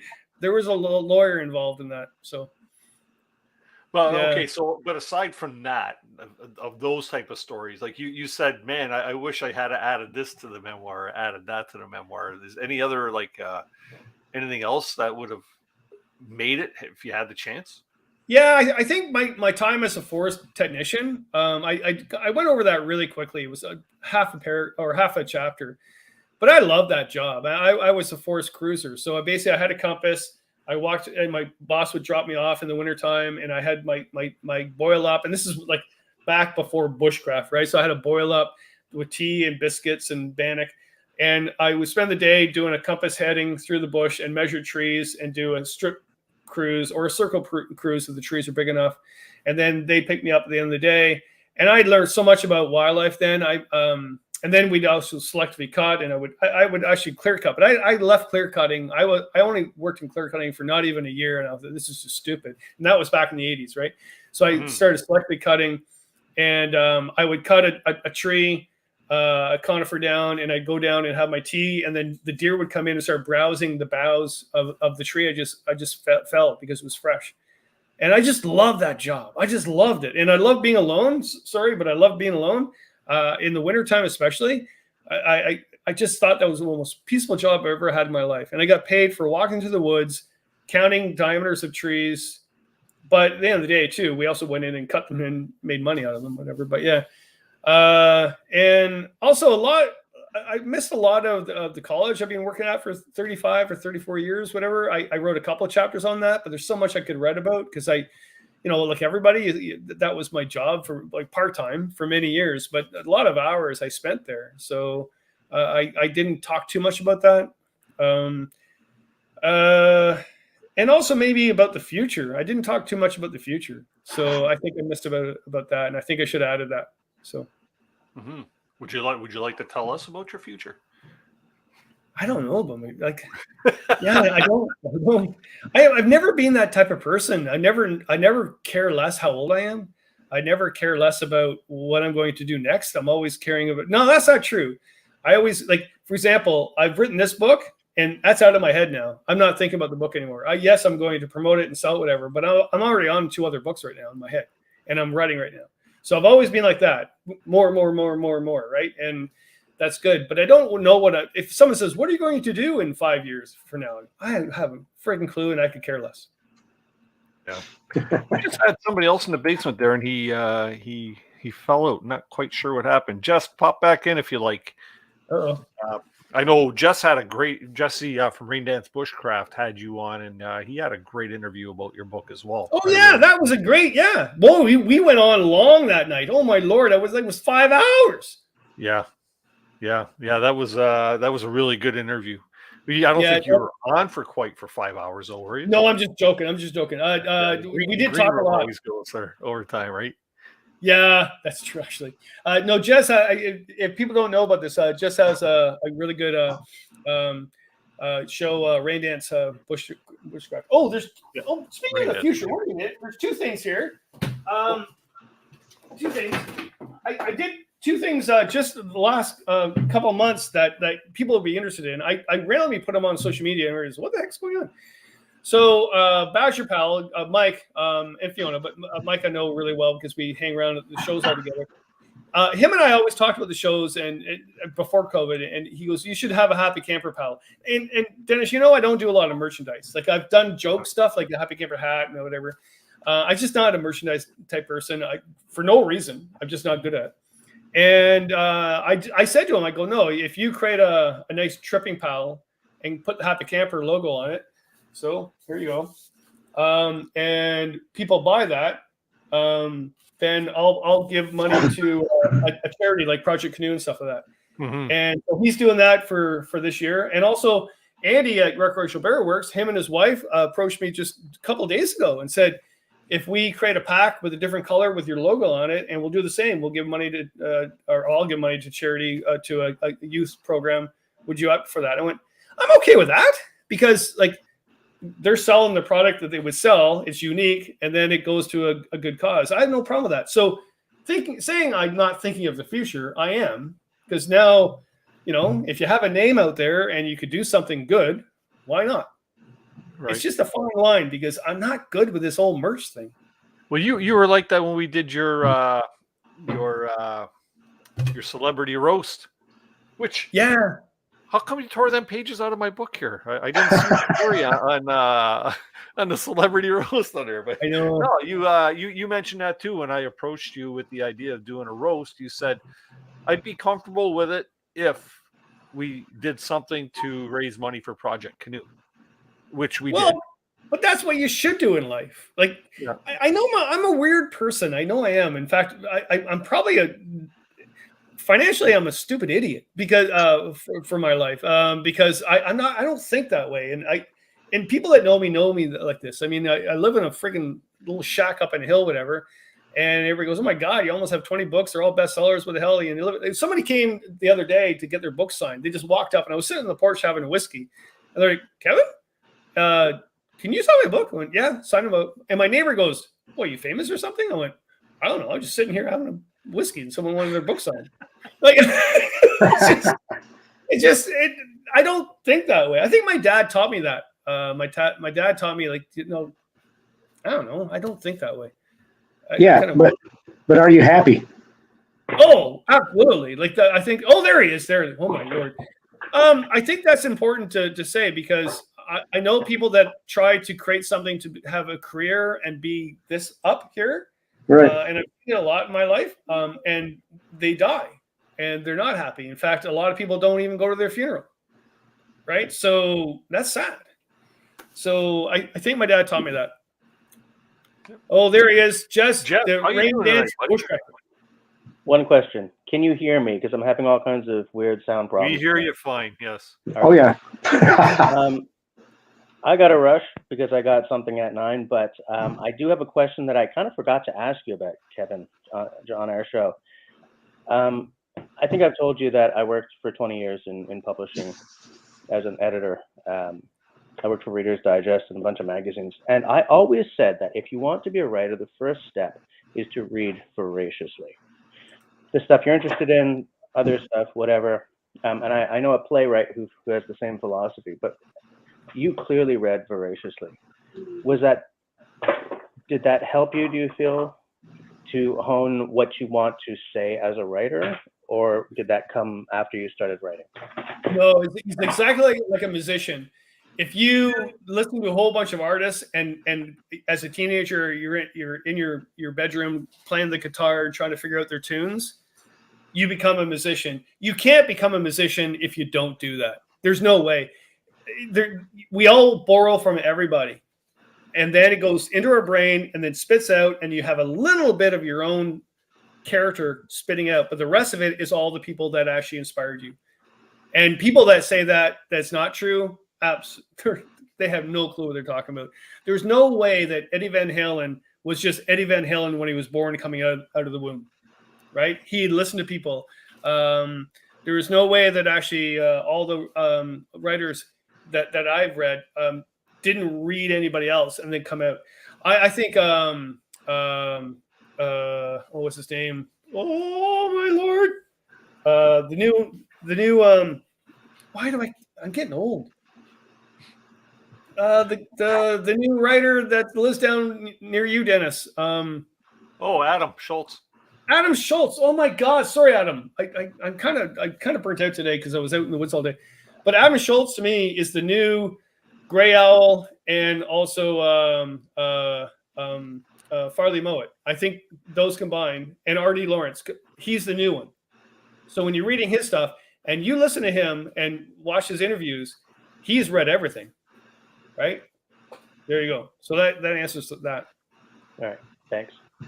See you guys later. Jess? That's it? Yeah, Jess. Yeah. That's quick. I got to Thanks, think buddy. tonight, Kevin. I know. Yeah, awesome. Like I say, if anybody is not familiar with Jess's channel, you should give it a look there. He does occasional interviews, kind of similar to this here. But he had Kevin on there. What was that? Probably about a month ago, right? That you were on with him, And it was a very interesting interview with Kevin here about his book. So you might want to look that up there if you can. Jess, you can feel free to post a link to that particular video if you like in the chat, so people can check that out. But yeah, he's good at asking a question, and especially with this book, I didn't know what questions were going to be asked. I was on CBC. I did like 27 interviews in one day on CBC, but none were posted because they don't post all the interviews now. But I was coast to coast, and there was a script, but I know a lot of the hosts, and they didn't stay on script. And they asked me some real serious questions. I was like, oh my God. It was all live too. But it was fine. It's fine. Well, so Donald, you got any other questions for Kevin by any chance? Yeah, actually, Kevin, were you going to do a circle trip of Lake Temagami this year? I did. I just didn't videotape it. Actually, what I did is I went to Wiskina because the top 70 canoe route book. I added two chapters in Temagami. One was around Temagami, and one was from Wiskina down through. And I've already done those routes when I got it up there. So, and that manuscript was due August 9th. And I was like going nuts trying to get it done. So I headed up, got some photos, and they gave me the thing the other day too. There's like freaking 2 photos in the book of that entire trip. But it was fine. It's just what I did. I do a lot of stuff that I don't document, which is probably healthy in one sense, but that is a really good trip. It was busy along Diamond Lake area with houseboats again. I would say I would go to Lady Evelyn more than Lake Temagami now. The good thing about Lake Temagami is there's so many places to hike, right? And look up ridges, Ferguson Bay and Devil's Point, and the lower part of the Lake Temagami is just oasis of islands. But Lady Evelyn, lower Lady Evelyn especially, is less busy, I would say. But the one mecca that I found, and I've written about it, and maybe you should all go before this book comes out. The hidden gem to me for this entire season was the West Bay of Lake Nipissing.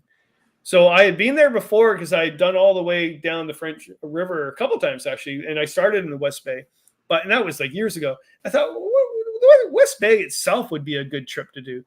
And I went there, and Brad Jennings, he had gone there before, and he said, okay, these islands here are Crown Land, and we've noted a campsite. So I wanted to check all those campsites.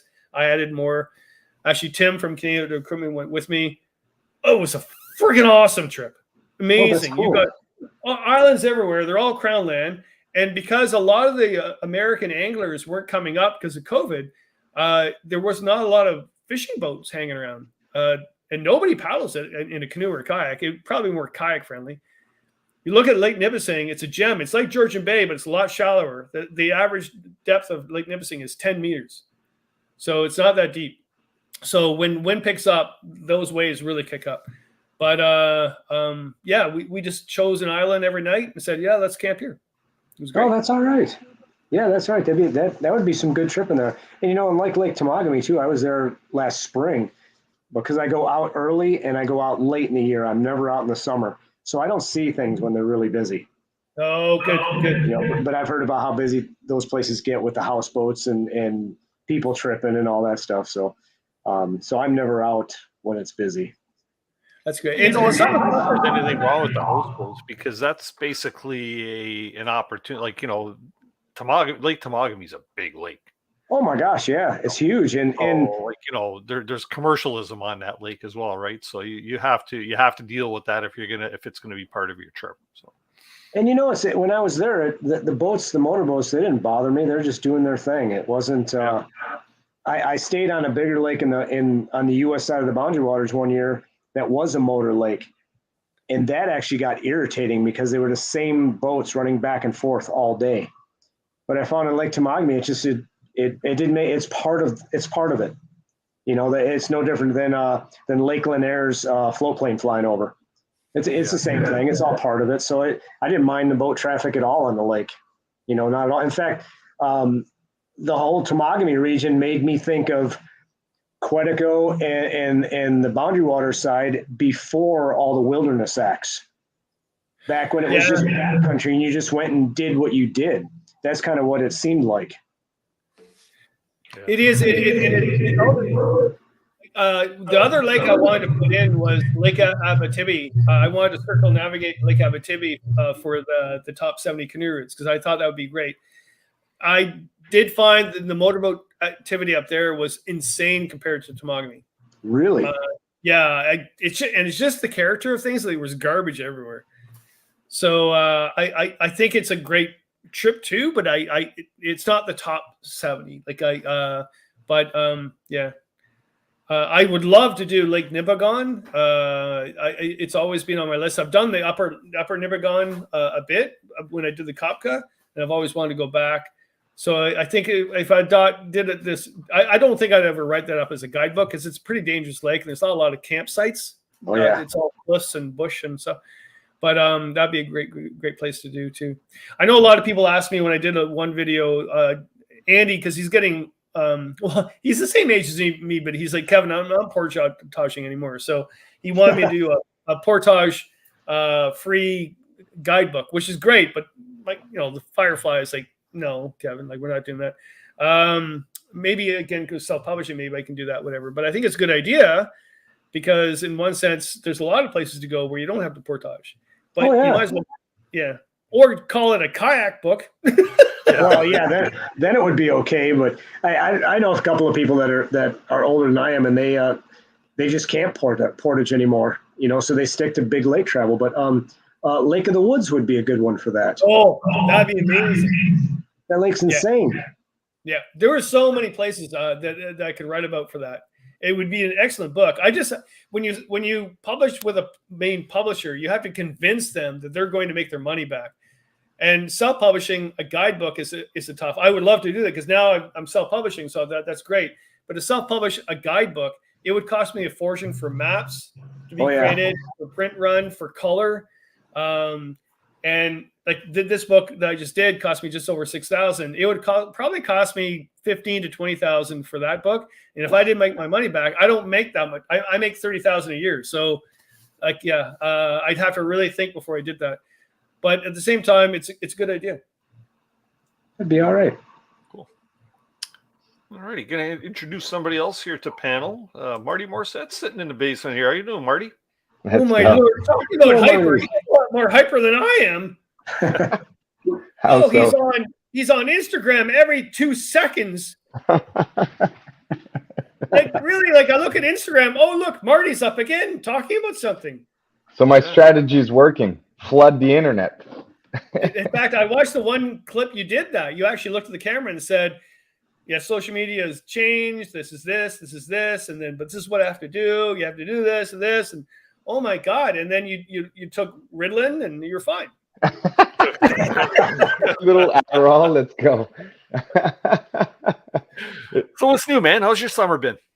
Dude, it's been good. It's been good. I wish I could talk about Kevin's new book. I haven't gotten a copy yet, but I'll have to get to that. I'm reading other stuff right now, but I have I had a really good summer, man. Just loaded with fun stuff, just trips, and been busy quite a bit. So it's been good. Yeah, awesome. Yeah. And then what was I gonna say? I came up here I figured I'd start Kevin on the double blade thing. Oh boy, here we go. Oh my Lord, wait a minute. He does mention that in the book too. This is what I'm drinking tonight, by the way. There you go. That's a good one.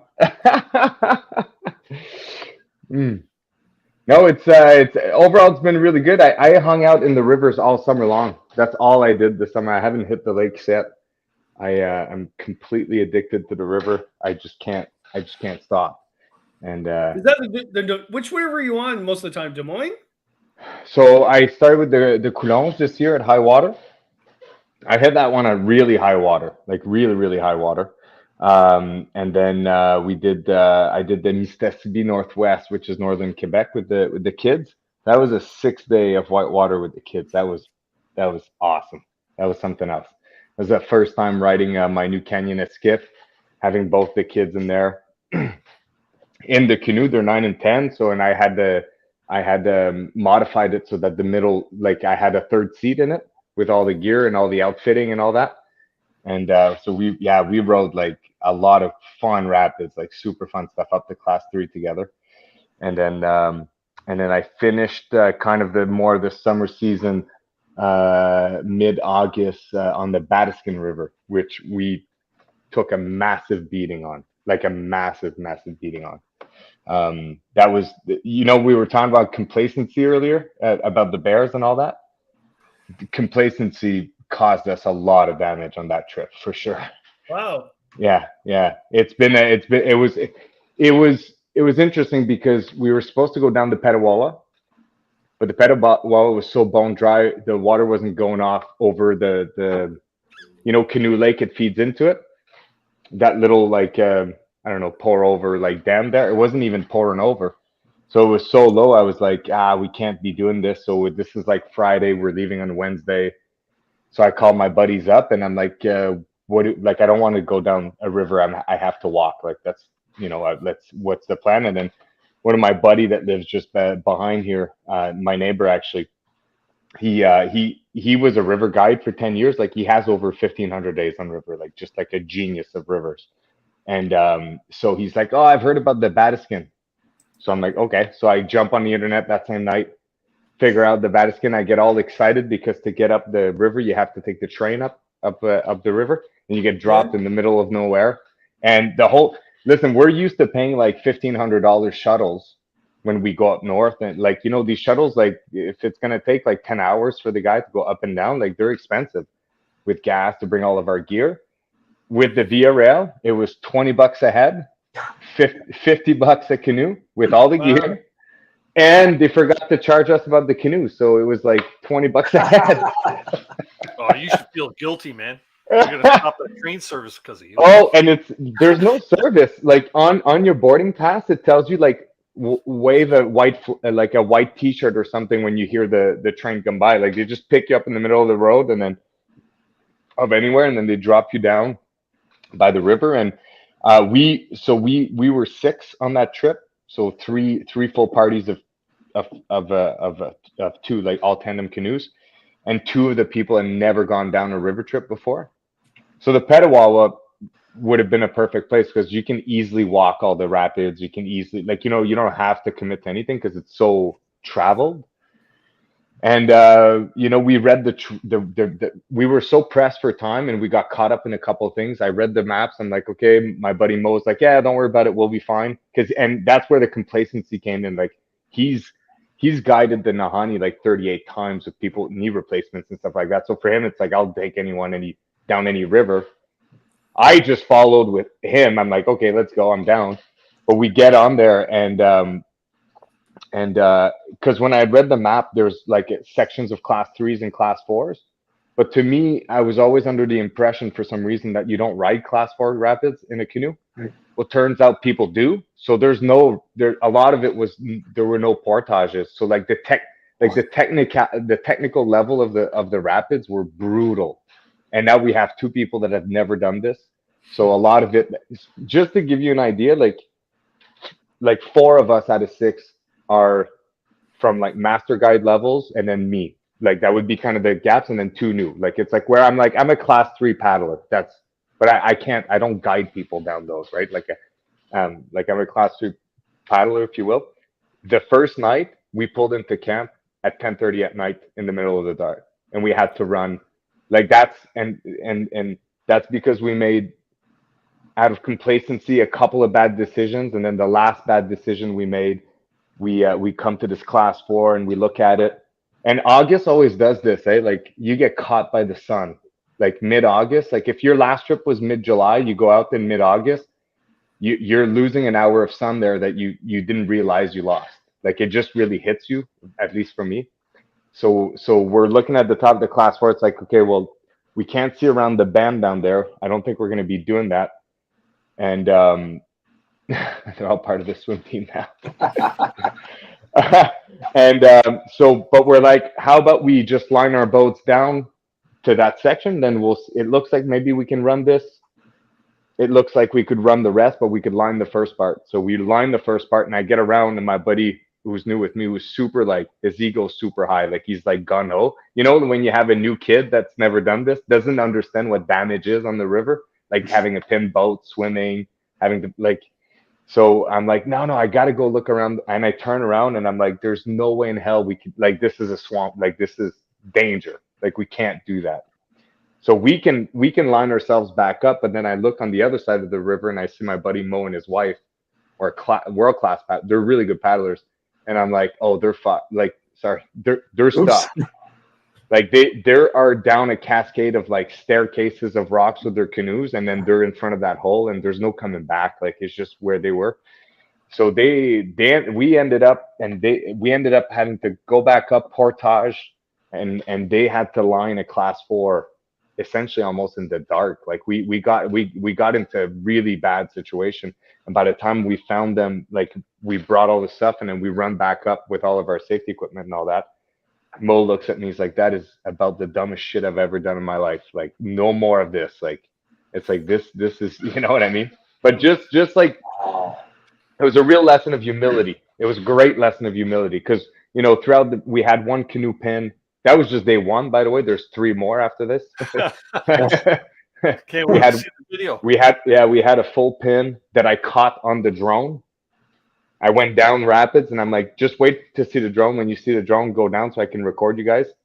And then I caught the pin on the drone, full pin on a drone, 3 canoes, fully loaded, swam. And yeah, like it was something else. So it was not a needed, but it was just like we debriefed a lot since that trip, because it was so eventful, and it was like, yeah, we took that one for granted a bit more than we should have. So yeah, one thing you can't do is grow complacent out there. Eh? You always have to respect the land or the water, and yeah, I mean, like, I don't think we were unsafe. Like, the lining was definitely unsafe, but if you're gonna have people lining that rapid, it might as well be these folks, if that makes sense. Like, it's like, if you're gonna have people have to do that, like, these are the guys and gals that have 1,600 days on river. Like, their level of, like, I've seen them run class 4s empty on that trip, that it was like just like magic. You know what I mean? Like, the talent, like, is another level when you have that amount of days on there on rivers. It's like, and not even stressful. Like, you look at them just go whoop whoop. They just, and you know they've been such long time paddlers. But, you know, a couple of nasty Barrett, the way he can finesse his way through some of this stuff is you know, a couple of nasty swims, the pin, but, like, I mean, like, we're lucky that nobody got hurt, and, you know, we're lucky that it wasn't pouring rain when we were trying to unpin the canoe for an hour and a half, for example. Like, you know, there's a lot of things that worked out on our ways, but it was a good reminder. And when's the video coming out for this? I've been pondering on that story for a while. Like, it's too, like, it was a lot. Like, it was just so much. And when you get to the places when it's that hard, like, filming becomes a lot more complicated. Yeah. So what I end up having about this trip is a crap ton of action footage, but no story. Yeah. So now it's like, how can I tell the story through different editing processes so I could do that? Like, voiceover is inevitable. There's no way I can tell that story without some voiceover. But I do have, like, you know, I think a lot of interesting pieces of the story, if that makes sense. And it'll be interesting to put together. I've been working hard on the first episode, and I think I have kind of the story arc for it, which there'll be daily videos. I just don't want them to be a series of events that you put back to back to back. I want them to have a purpose each. At least that's my storytelling. So Marty, who do you think, or even Donald too, or even Dennis as well? Right now, when you're watching YouTube, like we all are, name 3 top people that actually have solid storylines on their videos. John from Lost Lakes. He's pretty good. Okay. Yeah, he'll set out with a purpose, and I think he does very well. And then Probably Brad Jennings, Explore the Backcountry. Okay. Other than and actually, those, it's funny. I said this not as a negative. I actually just a question. Like because I think I watch YouTube more than you guys do. So I have my favorites too. But I find too if there's no storyline, I'm flipping, right. So just like anything.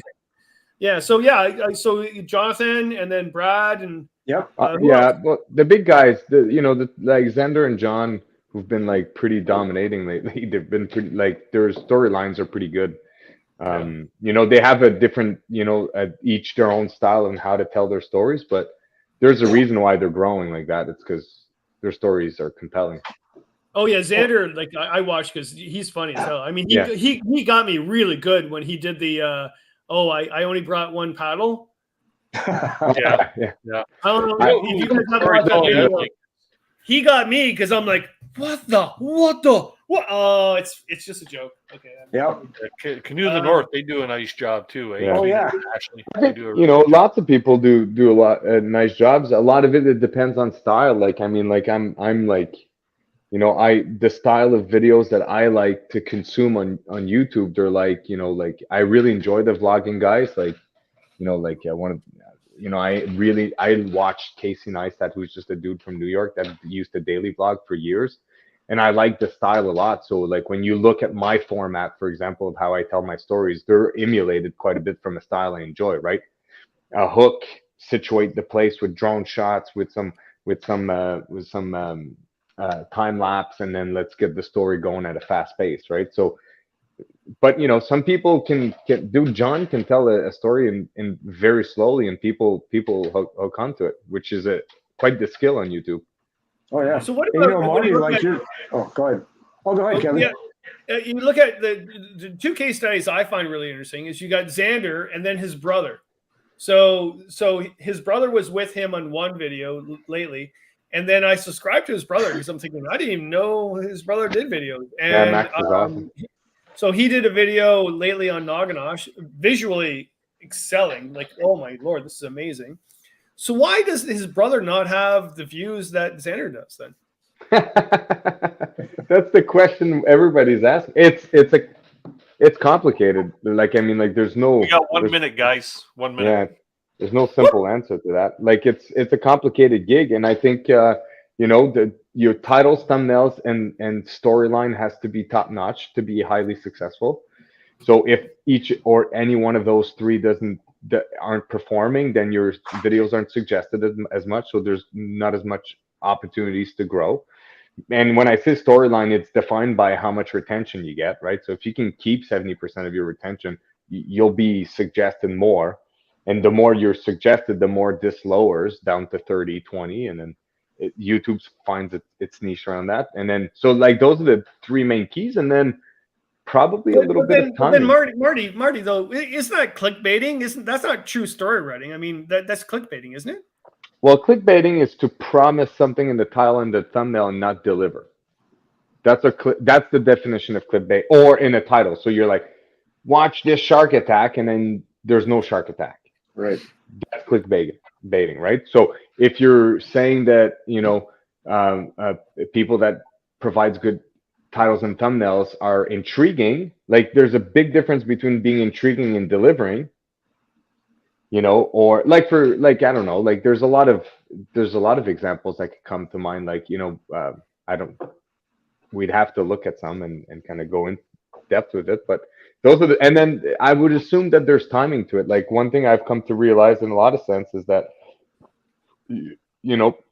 there's so many good musicians out there that have zero audience, like talented, like there are talent out there that have zero audience. And why is that? Well, there's probably a lot of reasons, but one of them could be timing. Like, you know what I mean? If you don't fit the pop culture at the right moment in the right time, because if you decide to trip, like if you decide to make videos right now, like older people in the niche, example, like, people that have been around like Joe forever, or if you try to make videos like Xander, if you try to make videos like John, those have already their own audience. Like it's really hard to steal their audience.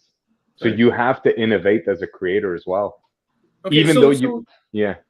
because I know Dennis wants us to finish up here. Shoot. To end this up, is YouTube the same as writing then? Because the people that are writing books now about the outdoors, is it the same as YouTube? Do you have to have a clickbait? Do you have to have a system? Do you have to have monetization? Or is it just a good story to read? Well, a good story to read never goes anywhere if it's not marketed properly, and that's what the titles and like. If you could take the Titanic video or whatever, I don't know, pick Star Wars, the whole franchise, and put my face on it with like a random title, and it'll never go anywhere. The title, if you don't nail the title and thumbnail, nobody could ever find out that your story is valuable. Right. So you do have, and that's where brand becomes key, in my opinion. You know, nobody calls you from Nike for you to buy their shoes. You just know that Nike have the best shoes for you. So that's when you brand yourself online, that does become key. Like if you become a brand that people recognize, that want and are looking for, it's easier to sell your stuff. That's why you sell your books. But Marty, that means that really good stories that are out there don't get read. A lot, yeah. Don't get seen, because what you're saying is if you don't have the brand, if you're not Nike, then you're not being listened to. I agree. And that's the challenge. That's why an artist is only as good as his manager, for example, or as his marketing team. If you're not being put in front of people, your talent doesn't go anywhere. And that translates in our world, whether you're a blogger or a YouTuber or whatever, with your titles and thumbnails, how you interact in the publication world, right? Well, that's interesting. To finish off, I don't have a marketing team, and this is a bestseller. Yeah, but you have a brand, Kevin. Like that's the part that you have. That's why you're selling. Like you've become a household. Marketing team.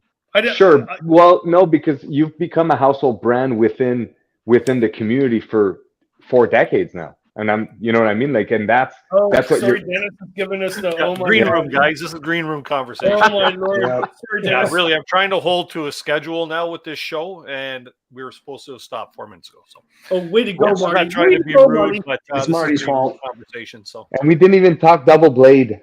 yeah, no double blades. Oh my God. If you guys want to duck into the basement there, I'll put you down, and we'll finish this in the green room. And Sure. Sorry, Dennis. It's all good, guys. All good. We'll see you, Donald and Marty, in the basement there. Sounds good. Sorry about that, Kevin. I really wanted to try and keep this season to a nice tight schedule, and No, I think it's good. I think that's important because there's been nights where it's like midnight, we're still going on. So no, it's good. Way to go. So, anyways, Kevin, you know what? Thanks very much, man. The book is a really good read. I've really been enjoying it. It's well, not enjoying it. I enjoyed it because I finished it the other day, and well, first of all, Dennis, I know you don't read too many books, and if you finish the book, that means it's awesome. You know what? That is a big thing for this guy. Believe me, it's a good thing. So, for all of you out there, if you haven't picked up a copy, and if you really enjoy this guy, and all that he does, and if you enjoy Kevin Callan, this is definitely a great read. It really gets into, I would say, it kind of gets into your soul because this is written about you by you. Right, so it's something that's you did a great job, and I have to thank you for one other thing too. Kevin sent me covers or pictures of the cover before it was published, tidbits of the book to read and stuff like that, and I was kind of honored that you actually considered me to go over some of this stuff, and I like the cover. You know what? You got that before my mother saw it. Did I? Sorry, Mrs. Callan. Kevin loves me more than you. Kevin, thanks again, man. I know we're going to see you a whole ton more on the show this season, and man, we'll finish this in the green room, and definitely we'll be in touch. Yeah, thanks a lot for keeping this going. I know it's a lot of work for you, and I know you're like, oh, should I do the 4th season? And I see the energy in you tonight, and I think we're all good for another year. So yeah, awesome. Okay, buddy. Thanks very much. We'll see you in the green room. Right. Bye-bye. And to everybody in the chat tonight, thanks, man. You know what? We maintained over 100 people in the side chat there all night, and it really means a lot to see that kind of a response for our season 4 premiere. Just to let you know, as a reminder, that next week there's not a show. I know it's a little early in the season to be missing Tuesdays, but I am going on a canoe trip next week. But we are returning with a really cool show on October the 4th, Tuesday, October the 4th, and we will be featuring Juan Pablo Quiones, who is season 9 winner of the Alone Show on the History Channel. He'll be on with us that day, and we're going to be talking a bit about his book that he has come out with, and we'll be talking, of course, about his time on Alone. So with that being said, just as a reminder, if anybody's having a birthday, shoot me an email at canoehound@gmail.com. I would love to share the festivities with everybody here on the show and spread the word that it's your birthday or anniversary or something special, whatever it might be. What else have we got here before we go? Thanks to the new channel members that I seen pop up on screen there earlier. If you can drop me an email with your mailing address, I'll get your channel membership stickers out, and that'll be that for that. Anyways, everybody have a great 2 weeks, and we will see you when we get back. And just remember to keep the adventures alive. Thanks, everybody. Have a great night.